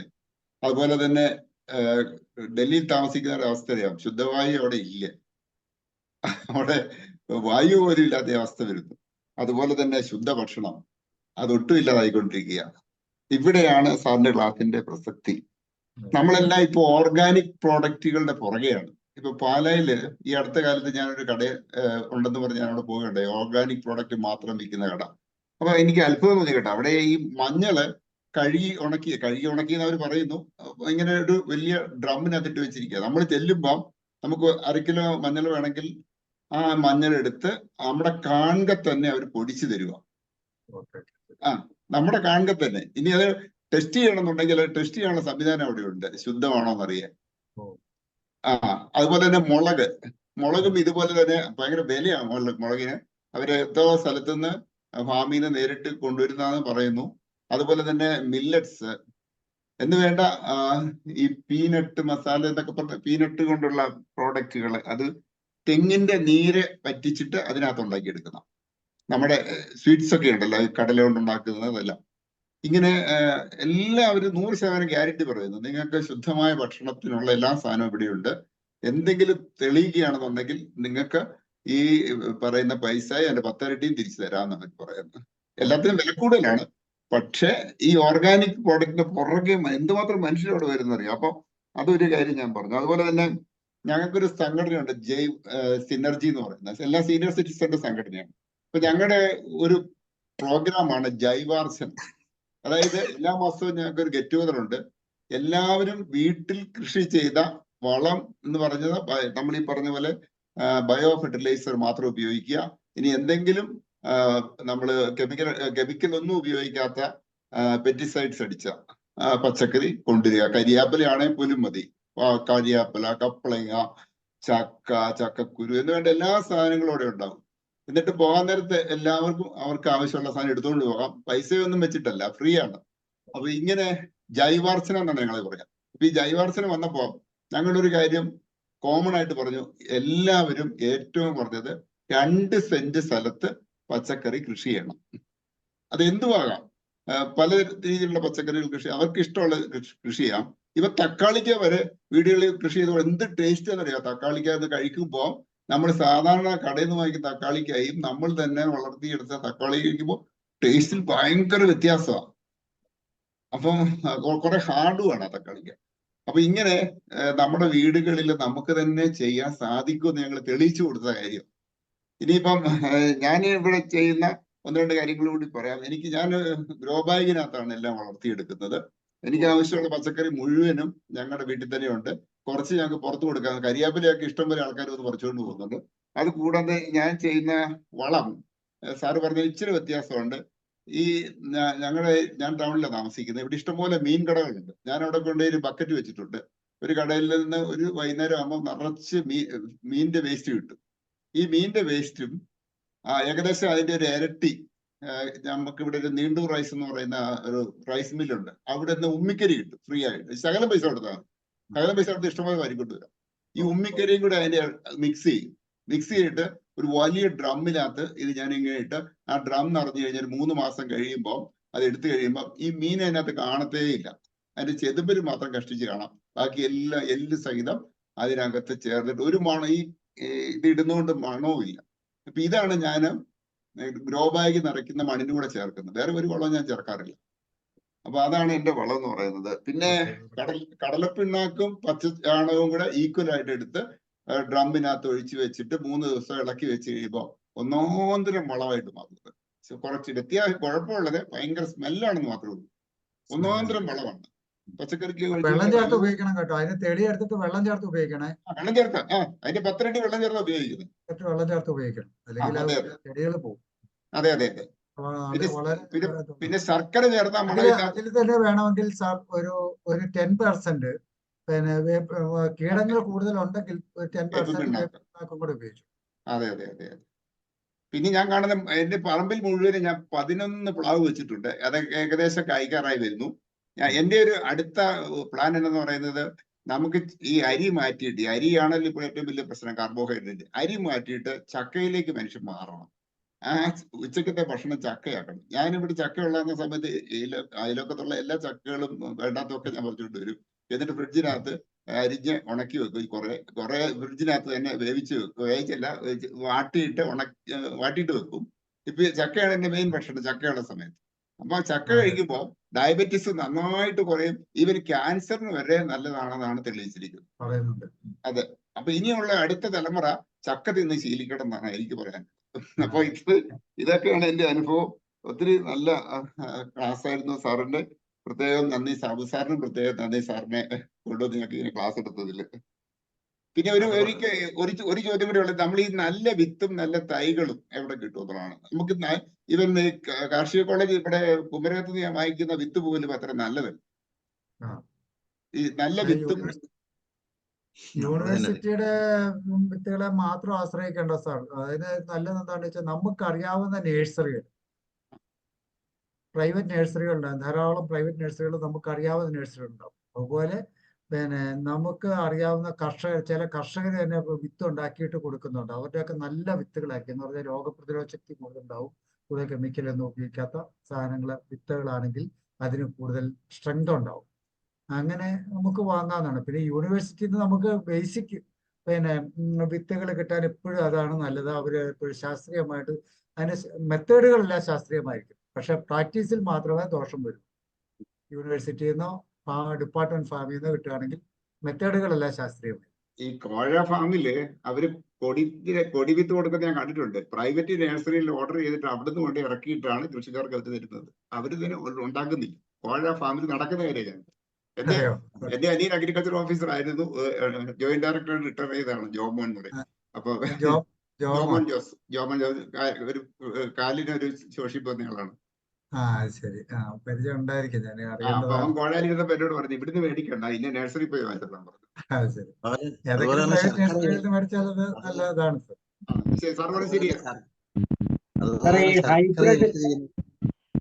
ഹൈബ്രിഡ് വിത്തുകൾ അനേകം ഉണ്ടല്ലോ, ഹൈബ്രിഡ് വിത്തുകൾ.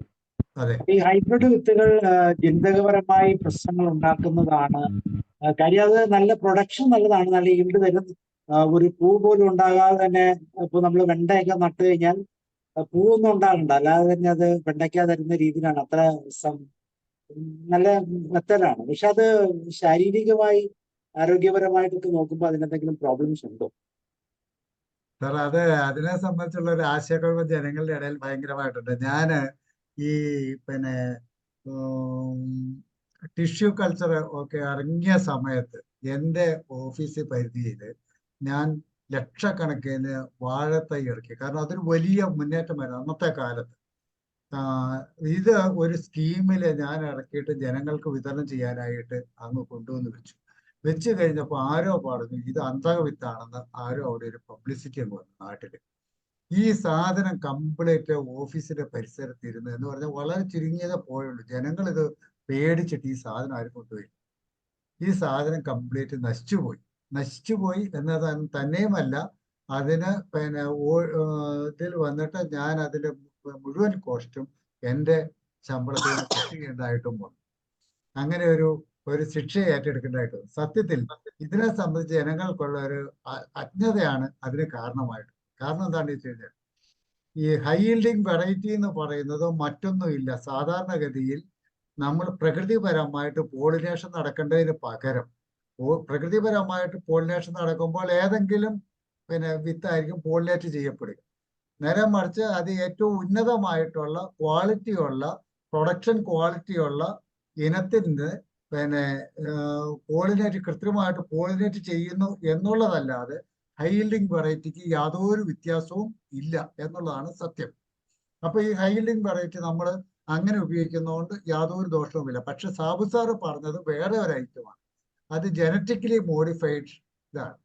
അത് കൃത്രിമമായിട്ട് ഈ സസ്യ സെല്ലുകളിൽ ചില കൃത്രിമമായിട്ടുള്ള അതിന്റെ എൻസൈമുകളിൽ തന്നെ ചില മാറ്റങ്ങൾ വരുത്തിയിട്ട് ആ ജനറ്റിക്കലി മോഡിഫൈഡ് ആക്കിയിട്ട് വലിയ പ്രൊഡക്ഷൻ തരും. പക്ഷെ അതിന്റെ സീഡ് നമുക്ക് ഉപയോഗിക്കാൻ കഴിയില്ല.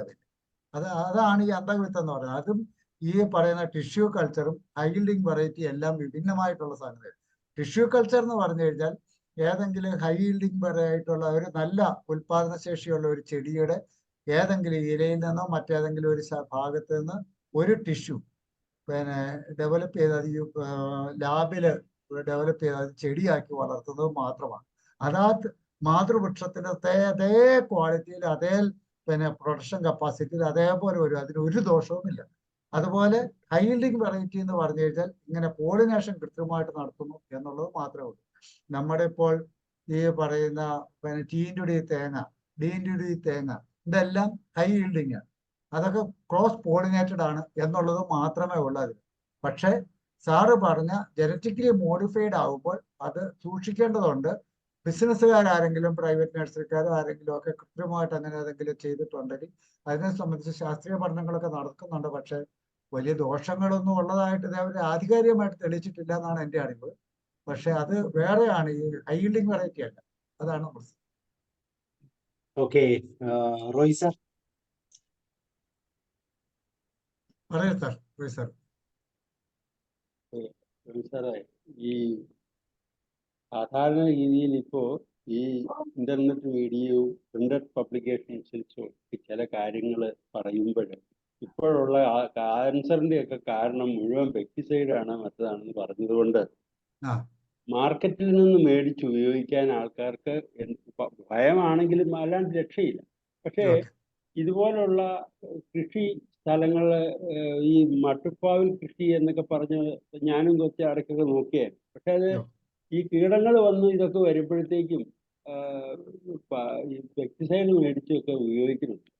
അതല്ലാതെ പറ്റില്ല. അപ്പൊ സാറ് പറഞ്ഞതിനകത്തുനിന്ന് ഇപ്പൊ ഞാൻ വളരെ ക്ലിയർ ആയിട്ട് ഞാൻ ശ്രദ്ധിക്കപ്പെട്ട ഒരു സാധനമുണ്ട് സാറ് പറഞ്ഞത്.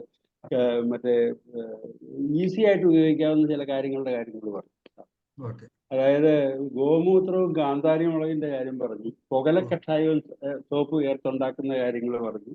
അതുപോലെ തന്നെ തൈരും തൈരും ഇത് കൂടെ ചേർത്ത് പാൽക്കായവും വെള്ളവും കൂടി ചേർത്തുണ്ടാക്കുന്ന ചില കാര്യങ്ങളൊക്കെ എന്ന് പറഞ്ഞു. സാർ, ഇതൊക്കെ ഏത് കീടത്തിനും പറ്റുന്നതാണോ എന്നുള്ളതാണ് എനിക്കൊരു ഇത്. സാധാരണ നമ്മൾ പർട്ടിക്കുലർ കീടത്തിന് ഇന്നെന്ന് പറയുന്നത് പോലെ അല്ലാതെ ഏത് കീടത്തിനും ഉപയോഗിക്കാവുന്നതാണോ ഇത് ഈ പറയുന്ന കാര്യങ്ങൾ? പറഞ്ഞോ ഇല്ല. പുകയില കഷായമൊക്കെ അധികം സക്കിങ് നീരൂറ്റി കുടിക്കുന്നതും അതുപോലെ കാർന്നോ ചെറിയ കീടങ്ങൾക്കൊക്കെയാണ് അധികം ഉപയോഗിക്കുക. സാറിന് അങ്ങനെ ടെറസ് ഫാമിംഗ് ഉണ്ടെങ്കിൽ എനിക്ക് അഡ്വൈസ് ചെയ്യാനുള്ള ഏറ്റവും വലിയൊരു കാര്യം എന്താണെന്ന് വെച്ച് കഴിഞ്ഞാൽ എല്ലാ ദിവസവും രാത്രി ഒരു 7 മണിക്കും ഒരു 8:30 9 മണിക്കും ഇടയ്ക്ക് ആ തോട്ടത്തിൽ ഒന്ന് പോകണം. ഒരു ടോർച്ച് എടുത്തുകൊണ്ടൊന്ന് പോകുക. വേറെ കാര്യമായി ഒരു കീടനാശിനി സാറിന് വേണ്ടി വരികയല്ല. മിക്കവാറും ഏത് കീടം ഏത് രൂപത്തിലാണ് ആ സമയത്താണ് ഈ പറയപ്പെട്ട ഏറ്റവും കൂടുതൽ കീടങ്ങളെ നമുക്ക് കാണാൻ കഴിയുക. ആ സമയത്ത് ഇതാക്കി പ്രധാനമായിട്ടുണ്ടാകുന്ന ഒരു സാധനമാണ് അച്ചിള്. ഒച്ചെന്ന് പറയുന്ന സാധനം അല്ലേ? അത് കണ്ടിട്ടുണ്ടോ? അത് ഈ സമയത്ത് ഈ സാധനത്തിന് ഇഷ്ടം പോലെ കാണും. അതുപോലെ വേറെ ഒത്തിരി കീടങ്ങളെ കാണും. ഈ നമ്മള് ഫ്ലോറസന്റ് ആയിട്ടുള്ള ഒരു സാധനം ഏതാ അത് നടന്നു പോകുന്നിടത്തെല്ലാം ഫ്ലോറസന്റ് ആയിട്ടൊരു അതെ ഫ്ലോറസന്റ് ആയിട്ടുള്ള ഇത് വരും. ഈ സാധനത്തിന് ഒക്കെ ഇതൊക്കെ നമ്മൾ അല്പശാസ്ത്രീയമായിട്ട് ശ്രദ്ധിച്ചാൽ ഇതൊന്നും നമുക്ക് ഒരു കീടനാശിനി ഇല്ലാതെ സാറിന് വളരെ ഫലപ്രദമായിട്ട് ഇഷ്ടം പോലെ പച്ചക്കറി ഉണ്ടാക്കി ആദ്യം ഒരു കുഴപ്പവും ഇല്ലാണ്ട് അങ്ങ് പോയി. അപ്പൊ നമ്മൾ അതിൽ ഒത്തിരി സന്തോഷിച്ചു. ഈ തക്കാളി ഈ പറയുന്നതൊക്കെ ഒക്കെ നോക്കി. പക്ഷെ ഇത് വന്നു കഴിഞ്ഞാൽ പിന്നെ രക്ഷയില്ല. രക്ഷയുണ്ട് ഒരു സാറേ, രക്ഷയില്ലാണ്ടായി. രക്ഷയുണ്ട്. അതിന് അപ്പൊ അനുകൂലമായിട്ടുള്ള മെത്തേഡുകൾ ആ, എടുക്കുക. സാറിന് ഏത് ശരി. പ്രശ്നവും പരിഹരിക്കാനായിട്ട് ജൈവ മാർഗങ്ങളുണ്ട്. അതാണ് ഞാൻ പറയുന്നത്. ഒന്ന് ഞാൻ പറഞ്ഞത്രേ ഉള്ളൂ, ബേസിക് ആയിട്ട് സാർ ഈ സമയത്തൊന്ന് തോട്ടങ്ങൾ സന്ദർശിക്കുക. രണ്ടാമത്തെ വേണമെന്നുണ്ടെങ്കിൽ കൃഷി ചെയ്യുന്ന സമയത്ത് ഒരു അല്പം വേപ്പിൻ പിണ്ണാക്കൂടെ ചേർക്കുക. പിന്നെ സ്യൂഡോമോണസ് പോലെയുള്ള സാധനങ്ങൾ നമ്മൾ ഫലപ്രദമായിട്ട് ഉപയോഗിച്ചുകൊണ്ടിരുന്നു കഴിഞ്ഞാൽ ഒരുവിധം കീടങ്ങളുടെ ഒക്കെ പ്രതിരോധ ശക്തി ചെടികൾക്ക് ഉണ്ടാക്കുക. നമുക്ക് കീടങ്ങൾ അധികം അക്രമം ഉണ്ടാവില്ല. പിന്നെ ഈ ഒച്ചു പോലത്തെ സാധനങ്ങൾക്കൊന്നും ഒരു മരുന്നും നമ്മൾ ഉപയോഗിക്കേണ്ട, വെറുതെ ഒരു ചാക്ക് നനച്ച് അവിടെ തോട്ടത്തിലിട്ടേക്ക്. ഉപ്പിട്ടാ മതി എന്നൊക്കെ പറയുന്നുണ്ട്. ഉപ്പിട നമ്മൾ ടെറസിലാണ് ഉപ്പിടാൻ കഴിയുമോ? ടെറസിലാണ് ഉപ്പിടാൻ കഴിയുമോ? ഉപ്പിട്ടാ ടെറസ് പോകും. ഒരു കാരണവശാലും ചെയ്തേക്കരുത്. സാറ് ചെയ്യേണ്ട വേറൊന്നുമില്ല, ഒരു ചാക്ക് നനച്ചിട്ട് ആ തോട്ടത്തിലൊക്കെ ഇട്ടേക്കുക. ഇത് പിറ്റേ ദിവസം നേരം വെളുക്കുമ്പോഴത്തേനും ഈ ആ ഭാഗത്തുള്ള ഒച്ചെല്ലാം ഇതിൽ അടിക്കേറി. സാറ് ചാക്ക് പൊക്കുക, ഒരു ചിരട്ടയിൽ കുറച്ച് ഉപ്പുമായിട്ട് പോവുക, എല്ലാത്തിനും തോണ്ടി അതിനകത്ത് ഇടുക, നശിപ്പിക്കുക. ഒരു 3 ദിവസം കൊണ്ട് തീർന്നു കിട്ടും. അങ്ങനെയൊക്കെ ഒത്തിരി മെത്തേഡുകൾ നമുക്കുണ്ട്, വളരെ ഫലപ്രദമായിട്ട്. നമ്മുടെ അല്പം സാർ ഈ എന്തെങ്കിലും കീടങ്ങളെ കാണുമ്പോൾ ഓടിപ്പോയി കീടനാശിനി മേടിച്ചുകൊണ്ടൊന്ന് അടിക്കരുതെന്ന് മാത്രമേ എനിക്ക് പറയാനുള്ളൂ. സാധാരണഗതിയിൽ സാറേ ഇങ്ങനെ വരുമ്പോഴേ ഇതുപോലെ കൃഷി ഏതെങ്കിലും പയ്യന്മാരുണ്ടെങ്കിൽ അവർക്ക് ഉപയോഗിക്കാൻ പറ്റുന്ന ജൈവ കീടനാശിനികളും ധാരാളം കമ്പോളത്തിലുണ്ട്. അതൊക്കെ ശാസ്ത്രീയമായിട്ട് ഉപയോഗിച്ചാൽ നമുക്ക് ഫലപ്രദമായിട്ട്. അല്ല, സാറിന്റെ ക്ലാസ് വളരെ യൂസ്ഫുൾ ആയത്. കാരണം എന്നാന്ന് വെച്ചാൽ നമ്മൾ ഇതൊക്കെ ചെയ്യുന്നത് വേറൊരാൾ ചെയ്യുന്നത് കണ്ടോണ്ടാ. ആ പ്രശ്നം വരുമ്പോ അവരോടാ കൺസൾട്ട് ചെയ്യണം. അപ്പൊ അവര് ചെയ്യുന്ന കാര്യങ്ങൾ നമ്മൾ ചെയ്യുന്നു, അങ്ങനെയൊക്കെയാ പോകുന്നത്. ഏതായാലും ജോബി സാർ പറഞ്ഞാലേ ഈ തക്കാളിക്കൊക്കെ എന്ന് പറഞ്ഞാൽ നമ്മൾ മാർക്കറ്റിൽ മേടിക്കുന്ന തക്കാളിയുടെ ടേസ്റ്റും നമ്മൾ ഉണ്ടാക്കുന്ന ടേസ്റ്റും ഇപ്പോഴത്തെ ശർക്കര ഉപയോഗിച്ച് ചെയ്യുന്ന വളങ്ങളൊന്നും ഓർഗാനിക് എന്ന് പറയാനൊക്കത്തില്ല. ശർക്കരക്കകത്ത് അലാക്സിൻ എന്ന് പറയുന്ന ഒരു കെമിക്കൽ ചേർത്താണ് കളർ മാറ്റി വെള്ള കളറാക്കി പുറത്തേക്ക് വിടുന്നത്. അവിടെ ഒരു ശർക്കര ഇപ്പം വിശ്വസിച്ച് വാങ്ങിക്കാൻ വയ്യ. അത് ഈ വളത്തിനകത്ത് ചേർത്താൽ അത് ഓർഗാനിക് ആണെന്ന് പറയാൻ പറ്റത്തില്ല. അത് സാറേ, ഞാൻ എടുത്ത് പറഞ്ഞില്ലാന്നേ ഉള്ളൂ. ശർക്കര നമ്മൾ ഉപയോഗിക്കുമ്പോൾ സുഹൃത്തുക്കളുള്ളതോളം കറുത്ത ശർക്കര വാങ്ങണം. കിട്ടാനില്ലേ?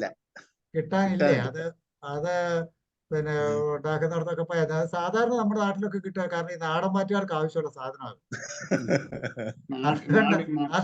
സാറ് പറഞ്ഞതുപോലെ മാനസികമായി സന്തോഷം തരുന്ന ഒരു ഭാഗമാണ് ഇത്. പക്ഷേ ഇതിൽ കീടങ്ങൾ വന്ന് കയറുമ്പോൾ മാനസിക സന്തോഷം മുഴുവൻ പോയി. പേടിക്കണ്ട സാറേ, അങ്ങനെ ഏതെങ്കിലും സാർ അടുത്ത കൃഷിയിൽ സാർ പറഞ്ഞപ്പോഴേ കുറച്ചൊരു നോക്കിയിട്ടില്ല. ഓക്കെ, ഏതായാലും വളരെ യൂസ്ഫുൾ ആയിരുന്നു. നല്ലൊരു ഗൈഡ് ലൈൻസ് ആയിരുന്നു സാറിന്. ഇതിൽ താല്പര്യമുള്ളവർക്കൊക്കെ ഇങ്ങനെയൊക്കെ ഉണ്ടല്ലോ ചില കാര്യങ്ങൾ എന്നുള്ളത്.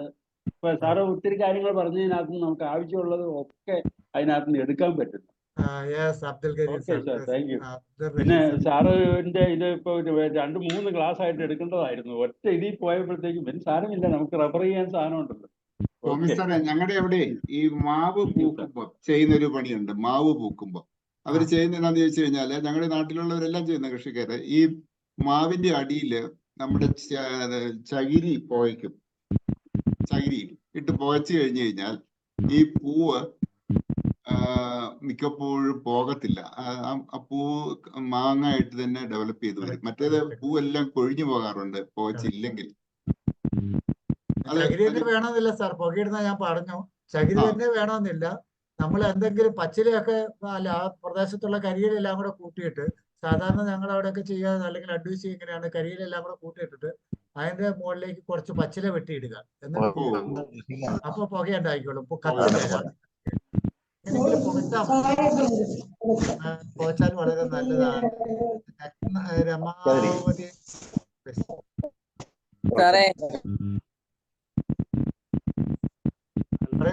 നമസ്കാരം.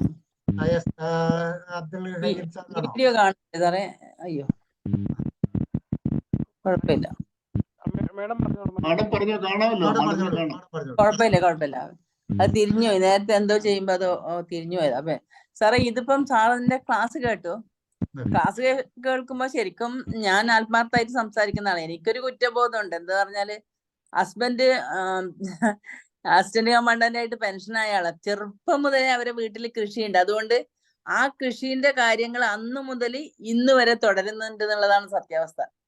നമ്മളെ വളപ്പില് ഇപ്പൊ ആരോ പറഞ്ഞ പോലെ ഇല്ലാത്ത സാധനമില്ല. മാവ്, തെങ്ങ്, കുരുമുളക്, പ്ലാത്തിച്ചക്ക, പിന്നെ സപ്പോട്ട, ഇങ്ങനെയുള്ള ഒരുപാട് കാര്യങ്ങളുണ്ട്. അപ്പൊ ഇടയ്ക്ക് സമയം കിട്ടുമ്പോ കുറച്ച് 1-2 പൈനാപ്പിൾ അവിടെ കുഴിച്ചിടും, അല്ലെങ്കിൽ വാഴ ഉണ്ടാവും, അങ്ങനെയുള്ള ഇല്ലെങ്കിൽ കൂവ ഉണ്ടാവും. ഇപ്പൊ വയലിലാണെങ്കിൽ 42 സെന്റില് മൂപ്പര് പിന്നെ വേറെ ആളെ വെച്ചിട്ട് കൃഷി നടത്താറുണ്ട്. അപ്പം അതിൽ കുറെ വെള്ളരിക്ക, പിന്നെ ഇങ്ങനെയുള്ള ഒരുപാട് സാധനങ്ങളുണ്ട്. അപ്പൊ നമുക്ക് ആവശ്യമുള്ളതെല്ലാം കൊണ്ടുവരുമ്പോ എനിക്ക് ശരിക്കും കുറ്റബോധമുണ്ട്. കാരണം എനിക്ക് ഇത് താല്പര്യമില്ലാത്ത പോലെയാണ്. നമ്മളെ വീട്ടിലുണ്ടായ സാഹചര്യം അങ്ങനെയായിരുന്നു.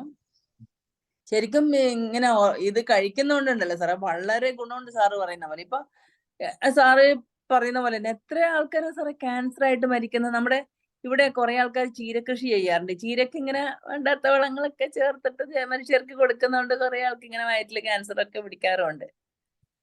അപ്പം സാറിന്റെ ക്ലാസ്സിൽ എങ്ങനെ ഇത് പിന്നെ നല്ല രീതിയിൽ ചെയ്യണം അതെല്ലാം നമുക്ക് കേൾക്കുമ്പോൾ നല്ലൊരു സുഖമുള്ള ക്ലാസ് ആയിരുന്നു. കാരണം നമ്മുടെ ജീവിതമായിട്ട് ബന്ധപ്പെട്ട ക്ലാസ് ആണിത്. ആരോഗ്യം എന്ന് പറയുമ്പോൾ ഭക്ഷണം നമുക്ക് മെയിൻ ആണല്ലോ. അപ്പൊ സാറിന്റെ ക്ലാസ് എനിക്ക് നല്ല ഇഷ്ടപ്പെട്ടു. കാരണം നമ്മൾ ഈ ഭാഗവാക്കാണ്, കുമാരേട്ടനെല്ലാം ഉണ്ട്. അപ്പം നല്ല ക്ലാസ് ആയിരുന്നു സാറേ. Thank you sir. Thank U. Thank you സാറിന് കൺഗ്രാറ്റുലേഷൻ ചെയ്തുകൊണ്ട് ഈ മാവ് ഉണ്ടാവും സാധാരണ ഈ ഒട്ടുമാവ് എല്ലാ വർഷവും അതിന്റെ വളർന്ന് വന്നുകാണ്ട് നല്ല അതിന്റെ ഒരു കൊമ്പാണ്ട് ഉണങ്ങിപ്പോവും. അങ്ങനെ എല്ലാ വർഷവും ഓരോ കൊമ്പ് ഉണങ്ങി മാവ് കേടുവരും. അതിനെന്താ കാരണം? അത് മിക്കവാറും ഈ ഒട്ടുമാവിനൊക്കെ ഉള്ളത് എന്താണെന്ന് വെച്ച് കഴിഞ്ഞാൽ അതിന്റെ ഒട്ടുകമ്പ് പിന്നെ സയോൺ എന്ന് പറയുന്ന മുകളിലത്തെ കഷ്ണം ഏറ്റവും ഹൈ യീൽഡിങ് വെറൈറ്റിയുടെ ഏതിന്റെങ്കിലും ആയിരിക്കും. അപ്പൊ ആ സാധനത്തിന് നമ്മുടെ നാട്ടിലെ കാലാവസ്ഥയായിട്ട് യോജിച്ചു വരാനായിട്ടുള്ള ഒരു അല്പം വിഷമം കൊണ്ടാണ്, അത് ഫംഗസ് കൊണ്ടാണ് അത് സാധനത്തിൽ ഇങ്ങനെ കരിഞ്ഞു പോകുന്നത്. പിന്നെ ചില മൈക്രോ ന്യൂട്രിയൻസിന് കുറവുണ്ടെങ്കിലും അങ്ങനെ സംഭവിക്കാം. ഈ നമ്മൾ ഈ ജീവാമൃതമൊക്കെ ഉപയോഗിക്കുകയാണെങ്കിൽ, പഞ്ചഗവ്യമൊക്കെ ഉപയോഗിക്കുകയാണെങ്കിൽ അതിനൊക്കെ ചിലപ്പോൾ മാറ്റം ഉണ്ടാവും. സാധാരണ ഇതിൽ അങ്ങനെ കരിഞ്ഞു പോകുന്നുണ്ടെങ്കിൽ ആ ഭാഗം ചെത്തിയിട്ട് നമ്മൾ ബോഡോ പേസ്റ്റോ അല്ലെങ്കിൽ പിന്നെ എന്തെങ്കിലും അങ്ങനെയുള്ള ഒന്നുമില്ലെങ്കിൽ നമ്മൾ ചാണകക്കുഴമ്പെങ്കിലും തേച്ച് വെക്കുന്നത് നല്ലതായിരിക്കും. ഓക്കെ. ഇനി വേറെ ഒരു ചെറിയ ഈ മറ്റേ ചെറുനാരങ്ങന്റെ പൊട്ട് പിടിപ്പിച്ച ഒരു മരം വാങ്ങി. അതില് വാങ്ങുന്ന സമയത്ത് അതില് ഒരു ചെറുനാരങ്ങ ഉണ്ടായിരുന്നു. അത് പിന്നെ ഗ്രോ ബാഗ് ഒഴിവാക്കി മണ്ണിൽ വെച്ചിട്ട് 10 വർഷമായി. ഇതുവരെ ഒന്ന് പൂക്കുകയോ കായൊന്നും ഉണ്ടായിട്ടില്ല. അതിനെന്താ കാരണം? അതിനെന്താ ചെയ്യാ? അത് ഗ്രാഫ്റ്റ് ആണോ? ഗ്രാഫ്റ്റ് ആണ്. ഗ്രാഫ്റ്റ് ആണ് അല്ലേ? അവര് ചിലപ്പോ അത് പ്രൈവറ്റ് നഴ്സറിയിൽ നിന്ന് മേടിച്ചതായിരിക്കും. പ്രൈവറ്റ് നഴ്സറിക്കാർ ചിലപ്പോൾ ഒരു ഇതൊക്കെ ഉണ്ടാകാൻ വേണ്ടി അവര് എന്തെങ്കിലും പിന്നെ ഫ്ലവറിങ് ഹോർമോൺസ് ഒക്കെ അടിച്ചിട്ട് ചിലപ്പം തന്നതായിരിക്കും നിങ്ങൾക്ക്. രണ്ടാമത്തെ പ്രൈവറ്റ് നഴ്സറിയിൽ നിന്ന് മേടിക്കുന്ന സാധനങ്ങൾക്ക് അതിന്റെ പിന്നെ നമ്മൾ റീപ്ലാന്റ് ചെയ്യുമ്പോൾ നമ്മൾ ശ്രദ്ധിക്കേണ്ടത് ഒരു കാരണവശാലും ഗ്രാഫ്റ്റിന് മുകളിലേക്കുള്ള ഭാഗം മണ്ണിൽ മുട്ടരുത്. അത് ഉയർന്നു നിൽക്കണം. അത് മണ്ണിൽ മുട്ടിയിട്ടുണ്ടെങ്കിൽ അതിന്റെ എല്ലാ ആ ഗ്രാഫ്റ്റിന്റെ ഗുണങ്ങളും മുഴുവൻ നഷ്ടപ്പെടും. ഇത് 10 വർഷമായിട്ട് നിങ്ങൾക്ക് അതിൽ നിന്ന് വിളവ് കിട്ടുന്നില്ലെങ്കിൽ ചെയ്യാവുന്ന ഒരു ഇതേ ഉള്ളൂ, ഫ്ലവറിങ്ങിനുള്ള ഏതെങ്കിലും ഒരു ഹോർമോൺ മേടിച്ചിട്ട് പെട്ടെന്നൊന്ന് സ്പ്രേ ചെയ്ത് നോക്കുക. പിന്നെ ഈ പറഞ്ഞ പോലെ ആ ഹോർമോണിന്റെ എഫക്ട് തന്നെ വലിയ പരിധിവരെ കിട്ടും. 2 പ്രാവശ്യം വൈകുന്നേരങ്ങളിൽ പുകയിട്ട് നോക്കുക, നന്നായിട്ട് പുകയിട്ട് നോക്കുക. ഇതൊന്നും കഴിഞ്ഞില്ലെങ്കിൽ അതിന്റെ കൊമ്പ് കുറച്ച് മുറിച്ച് നോക്കുക. ഇതൊന്നും കഴിഞ്ഞില്ലെങ്കിൽ വെട്ടിക്കളയുക. ഏതാണേലും പിന്നെ ശ്രമിച്ചു ഒന്ന് പുകയിട്ട് നോക്കുക. അത് പറ്റിയില്ലെങ്കിൽ കെമിക്കൽ ഫ്ലവറിങ്ങിനുള്ള ഏതെങ്കിലും ഹോർമോൺസ് മേടിച്ചിട്ട് 2 സ്പ്രേ ചെയ്ത് നോക്കുക. അതും പറ്റാതെ വന്നു കഴിഞ്ഞാലാണ് കുറച്ച് ശിഖരങ്ങൾ, ഇല കൂടുതലുള്ള ശിഖരങ്ങൾ കുറച്ച് മുറിച്ച് നോക്കുക. Okay, thank you. ഓക്കെ, എവിടെ നമ്മുടെ ഷാജി മാത്യു സാർ ഇവിടെ ഇരട്ടുപെട്ട കൃഷിയുടെ പിന്നെ ടോമി സാറിന്റെ ക്ലാസ് നേരത്തെ എടുത്തിട്ടുണ്ട് എന്ന് തോന്നുന്നു. വളരെ നല്ല ക്ലാസ് ആയിരുന്നു. ഈ പറഞ്ഞ പോലെ സമയത്തിന്റെ പ്രശ്നം കൊണ്ട് ഞാൻ ഈ പറയുന്ന കാര്യങ്ങളൊക്കെ എല്ലാം അപ്ലൈ ചെയ്തിട്ടുണ്ട്. സ്യൂഡോമോണാസും ട്രൈക്കോഡെർമയും ഒക്കെ അപ്ലൈ ചെയ്തിട്ടുണ്ട്. പിന്നെ മണ്ണിര കമ്പോസ്റ്റ് ഒക്കെ ഉണ്ടാക്കിയിട്ടുണ്ട്. ഒത്തിരി കൃഷികളൊക്കെ കുറെ സ്ഥലങ്ങളൊക്കെ ഉണ്ടാവും. അവിടെയൊക്കെ കൃഷികളൊക്കെ നല്ല രീതിയിൽ നടത്തുന്നുണ്ട് സമയം അനുസരിച്ച്. ഇപ്പം സ്കൂൾ പ്രിൻസിപ്പൽ ആയതുകൊണ്ട് ഇപ്പൊ സമയം കിട്ടുന്നില്ല. ഇനിയിപ്പം കുറച്ചൊക്കെ തുടങ്ങണം. അങ്ങനെ വളരെ എന്തായാലും എല്ലാ രീതിക്കും കൃഷിയുമായിട്ട് ബന്ധപ്പെട്ട അതിന്റെ കാര്യങ്ങളെല്ലാം സാറ് നല്ല രീതിയിൽ വിശദീകരിച്ചു. പിന്നെ ജോബി സാർ പറഞ്ഞ കട പാലായിൽ പേട്ട റൂട്ടിലെ ഫ്രഷ്ലി മിൽഡ് എന്ന് പറയുന്ന ഒരു കടയാണ്. ഈ പറഞ്ഞ പോലെ ഇച്ചിരി കോസ്റ്റ്ലി ആണ്. എല്ലാ സാധനങ്ങളും കാശുള്ളവർക്ക് വാങ്ങിക്കാനുള്ള ഒരു കടയാണ് പാലായിൽ. പിന്നെ ഈ പറഞ്ഞ പോലെ പഞ്ചഗവ്യോ അങ്ങനെയുള്ളതൊക്കെ എല്ലാം ഞാൻ ഉണ്ടാക്കിയിട്ടുണ്ട്, ഉപയോഗിച്ചിട്ടുണ്ട്. പിന്നെ ഈ പറഞ്ഞ പോലെ കൂടുതലായിട്ട് ചെയ്യേണ്ടവർക്കും എല്ലാം അല്ലെ നമുക്ക് തന്നെ വളരെ ഉപകാരപ്രദമായ class. Thank you Tomy sir. Thank you. എന്റെ സ്ഥലം ഇരാറ്റുപേട്ട സാറേ. പാലാപ്പുറം 14 കിലോമീറ്റർ. ഓക്കെ സാറേ, താങ്ക് യു. എനിക്കറിയാം സാർ, ഞാൻ ബേസിക്കലി പാലക്കാരനാണ്, എനിക്കറിയാം സ്ഥലം. അപ്പോ പിന്നെ സാറ് പറഞ്ഞ ഞാൻ ഈ ജോബി സാറും പറഞ്ഞ ആ ഒരു കടയെ സംബന്ധിച്ച് പറഞ്ഞ അങ്ങനെ ധാരാളം നല്ല കർഷകരും നല്ല പ്രസ്ഥാനങ്ങളും ഉണ്ട് കേട്ടോ. ഞാൻ അതിന്റെ ദോഷവശങ്ങൾ മാത്രം പറഞ്ഞെന്ന് വിചാരിക്കരുത്.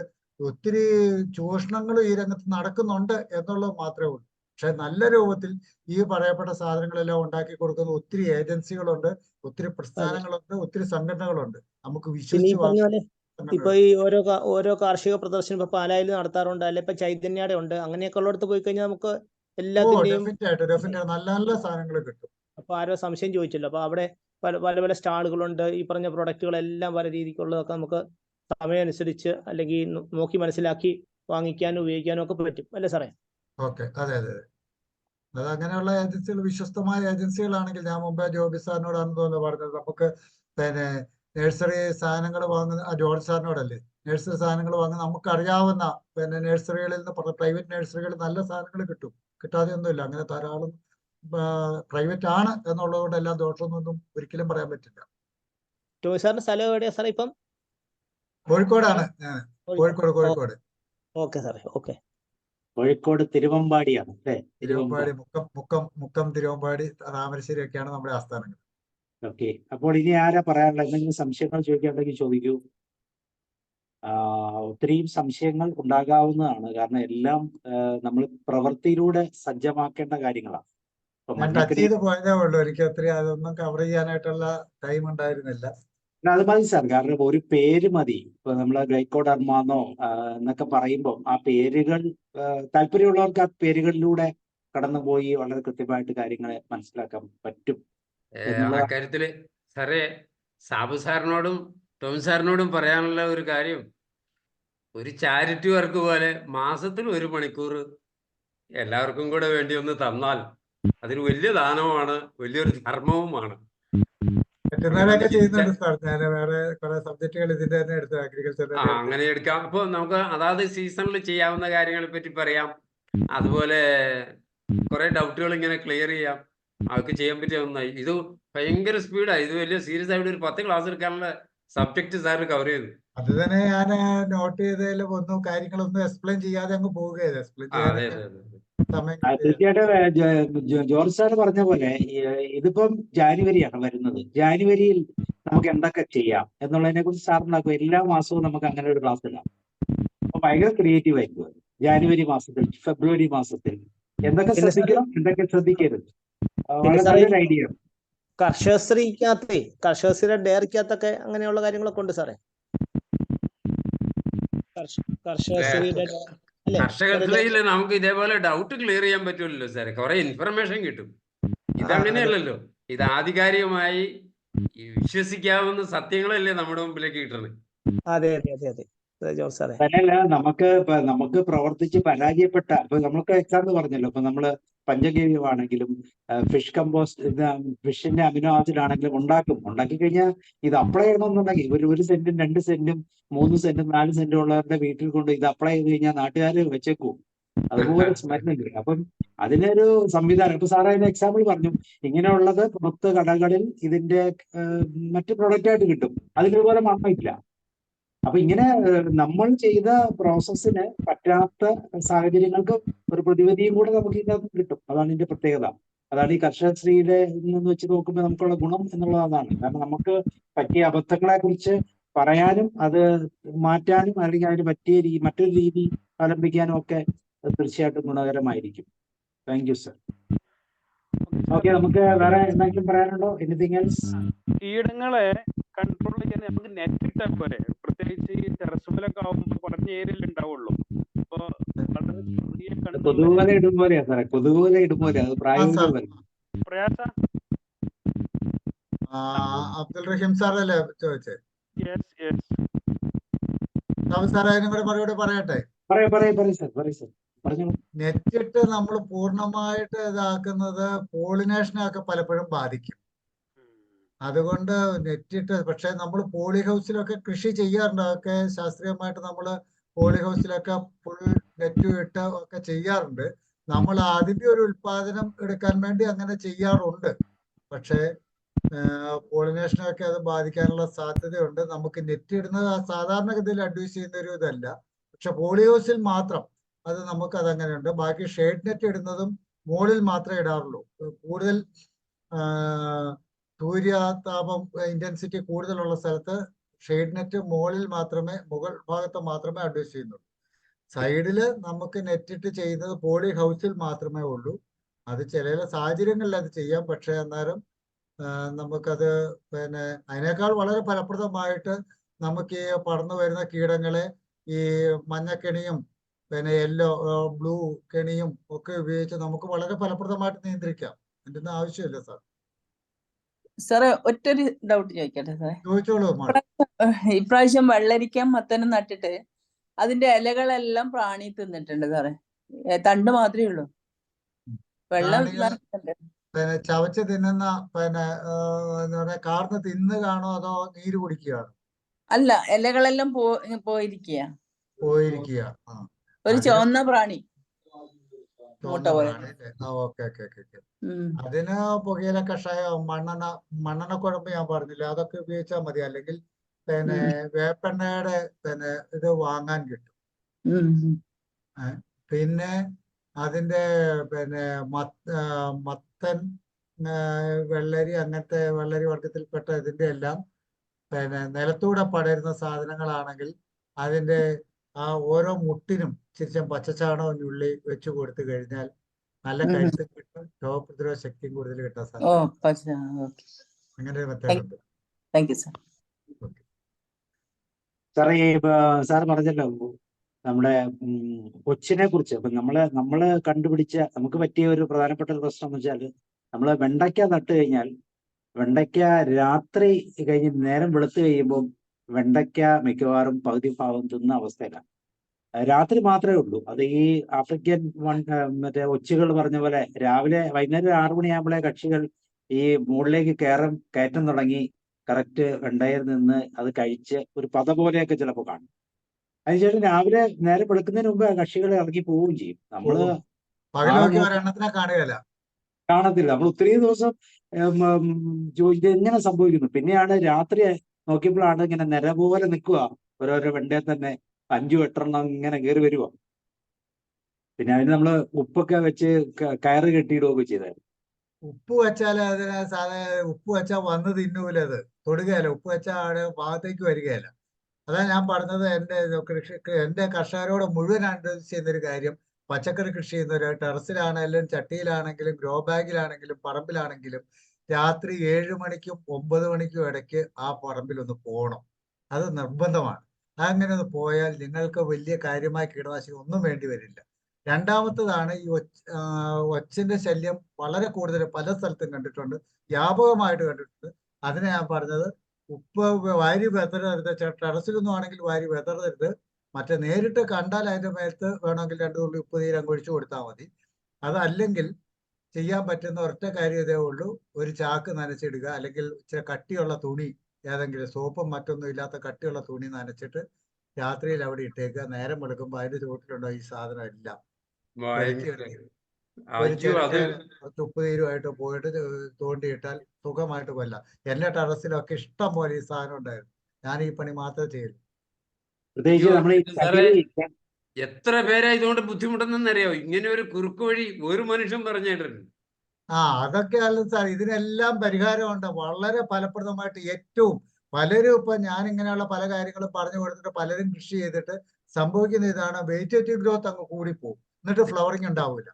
അങ്ങനെയുള്ള അതിന് പ്രതിവിധി ഉണ്ടാക്കി കൊടുക്കലാണ് പിന്നെ പലപ്പോഴും അതാണ് സാറേ അത് ഈ വളരെ തന്നെ നമ്മുടെ ചെടികളുടെ ചുവട്ടില് ചകിരിയില്ലേ, നമ്മള് തേങ്ങ പൊതിച്ച് ചകിരി വെക്കുന്നത് എപ്പോഴും നല്ലതാണല്ലോ, കാരണം നല്ല തണുപ്പിനും ഒക്കെ നല്ലതാണ്.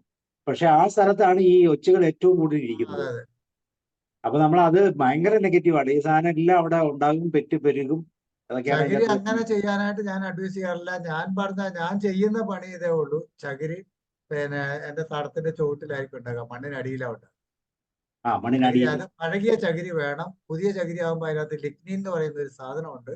ആ സാധനം ഫൈറ്റോടോക്സിക് ആണ്. അതുകൊണ്ട് പഴയ ഉണങ്ങിയ ശരിയെന്നാണ്. എന്തോ ഉണങ്ങിയതെന്നാണ് ഉദ്ദേശിച്ചത്. ഉണങ്ങിയതല്ല, പഴകിയ ചകിരി. അത് പറമ്പിലൊക്കെ കിടക്കുന്ന ചകിരി പെറുക്കിയിട്ടാൽ, അല്ലെങ്കിൽ കുറച്ചാൽ ഒരു മഴക്കാലം മഴയത്തിട്ടേക്കുക, അത് കഴിഞ്ഞിട്ട് എടുത്തിട്ട് ഇതാക്കുക. പഴകിയ ചകിരിയാണ് ചെയ്യാൻ നല്ലത്. പച്ച കൊള്ളത്തില്ല അല്ലെ? പച്ച ഉപയോഗിക്കുമ്പോൾ അതിനകത്ത് ഇങ്ങനെ ലിഗ്നിൻ എന്ന് പറയുന്ന ഒരു സാധനമുണ്ട്. അത് പല ചെടികൾക്ക് ടോക്സിക് ആണ്. അതുകൊണ്ടാണ് പിന്നെ കുഴപ്പത്ത് കമ്പോസ്റ്റ് ഒക്കെ ഉണ്ടാക്കി ഉപയോഗിക്കാൻ പറ്റും. ചകിരിച്ചോറൊക്കെ കമ്പോസ്റ്റ് ഉണ്ടാക്കി ഉപയോഗിക്കും. അല്ലെങ്കിൽ ട്രീറ്റഡ് ആയിട്ടുള്ള കമ്പോസ്റ്റ് നമുക്ക് വാങ്ങാൻ കിട്ടും. ചകിരിച്ചോറിന്റെ ബ്ലോക്കുകൾ വാങ്ങാൻ കിട്ടും. ചട്ടിയിലൊക്കെ ഉപയോഗിക്കുന്നവർക്ക് അത് മേടിച്ച് ഉപയോഗിച്ചാൽ മതി, ഒരു കുഴപ്പമില്ല. മണ്ണിൽ ചേർക്കുക. ഈ സീസണും കഴിഞ്ഞ ചകിരി നമുക്ക് അതില് വളമായും ഉപയോഗിക്കാം, അതിൽ നടുകയും ചെയ്യാം അല്ലേ? നട്ടിട്ട് കൂടെ ചേർത്ത് വെക്കാം. അതും ചെയ്യാം. ചകിരിക്കകത്ത് പിന്നെ ചെടികളൊക്കെ പലതും ഇപ്പം പിന്നെ കുരുമുളകൊക്കെ സ്വന്തമായിട്ട് തോട്ടത്തിൽ നിന്ന് പൊടിച്ചു നടുന്നവർക്ക് നമ്മൾ ആദ്യം തന്നെ അഡ്വൈസ് ചെയ്തൊരു കാര്യം ഇതാണ്. തോട്ടിലൂടെ പടർന്നു വരുന്ന തണ്ടയിലാണല്ലോ കുരുമുളകിന്റെ പിന്നെ വള്ളി മുറിച്ചിട്ടിട്ടാണല്ലോ ഇതാകുന്നത്. അതിന്റെ ഒരു 3 മുട്ട ഇടവിട്ട് ഓരോ ചകിരി കഷ്ണം കുറച്ച് മണ്ണ് കിട്ടങ്ങ് വെച്ചിട്ട് അതിലോട്ട് ഒരു കല്ലും കൂടി എടുത്ത് വെച്ച് കഴിഞ്ഞാൽ അതിലേക്ക് വേരം കിടക്കും. അത് മുറിച്ചെടുത്തിട്ട് കൊണ്ടുപോയി നട്ട് കഴിഞ്ഞാൽ 2 or 3 തണ്ടം കൊണ്ട് പിടിച്ചു വെച്ചിട്ട് കൊണ്ടുപോയി നട്ട് കഴിഞ്ഞാൽ ഒരൊറ്റ കുരുമുളക് പോകില്ല. ഭയങ്കര ഗ്രോത്ത് ആയിരിക്കും. അങ്ങനെയൊക്കെ ഒത്തിരി മെത്തേഡുകളുണ്ട്. നന്നായി. നല്ല തണ്ട് നോക്കി നടാമല്ലോ. നല്ല തണ്ട് നോക്കി. സുഖമായി. അങ്ങനെയൊക്കെ ഒത്തിരി മെത്തേഡുകൾ. ഗ്രേറ്റ്. വളരെ നന്നായില്ലേ സാറേ, ഇന്നത്തെ ക്ലാസ് സമർത്ഥമായിരുന്നു. ഓക്കെ സാർ, അപ്പൊ thank you very much sir. നമ്മുടെ ക്ലാസ്സുകൾ ഇതേപോലെ നമുക്ക് മാസങ്ങൾ ജോർജ് സാർ പറഞ്ഞ പോലെ സ്വല്പം ക്രിയേറ്റീവ് ആയിട്ടുള്ള ഒരു മന്ത്ലി അവയർനെസ് തലത്തിൽ നമുക്കത് തീർച്ചയായിട്ടും ചെയ്യാൻ പറ്റും. നന്നായിരിക്കും. നമുക്ക് അതിനെ കുറിച്ച് ചിന്തിക്കാം. അപ്പൊ ഇന്ന് തുടർച്ചയായിട്ട് സുജിത്തിന്റെ ക്ലാസ് ഉണ്ട്. സുജിത്ത് എത്തിയോ? നമ്മള് പ്രിൻസിപ്പൽ സെന്റർഡ് ലൈഫ് സ്റ്റൈലിന്റെ ഒരു ക്ലാസ് നമ്മൾ 8:45 മുതൽ കണ്ടിന്യൂ ചെയ്യുന്നുണ്ട്. 10 മണി 10:30 എല്ലാ ദിവസവും ഈവനിങ്. അപ്പൊ ആ ക്ലാസ് നമുക്കിപ്പോ കണ്ടിന്യൂ ചെയ്യാൻ പോവാണ്. അപ്പൊ താങ്ക് യു ടോമി സാർ, വളരെ സന്തോഷം. ഇപ്പോൾ ഉള്ളവർക്ക് ജോയിൻ ചെയ്തതിന് കുഴപ്പമില്ല, കണ്ടിന്യൂസ് ആയിട്ട് ജോയിൻ ചെയ്യാവുന്നതാണ്. താങ്ക് യു ടോമി സാർ, ഒരിക്കൽ കൂടി ബൈ. ഓക്കെ, നാഷ് എത്തിയോ? നാഷല്ലോ, നാഫി എത്തിയോ? 8:50 എത്തിയോ സാറേ?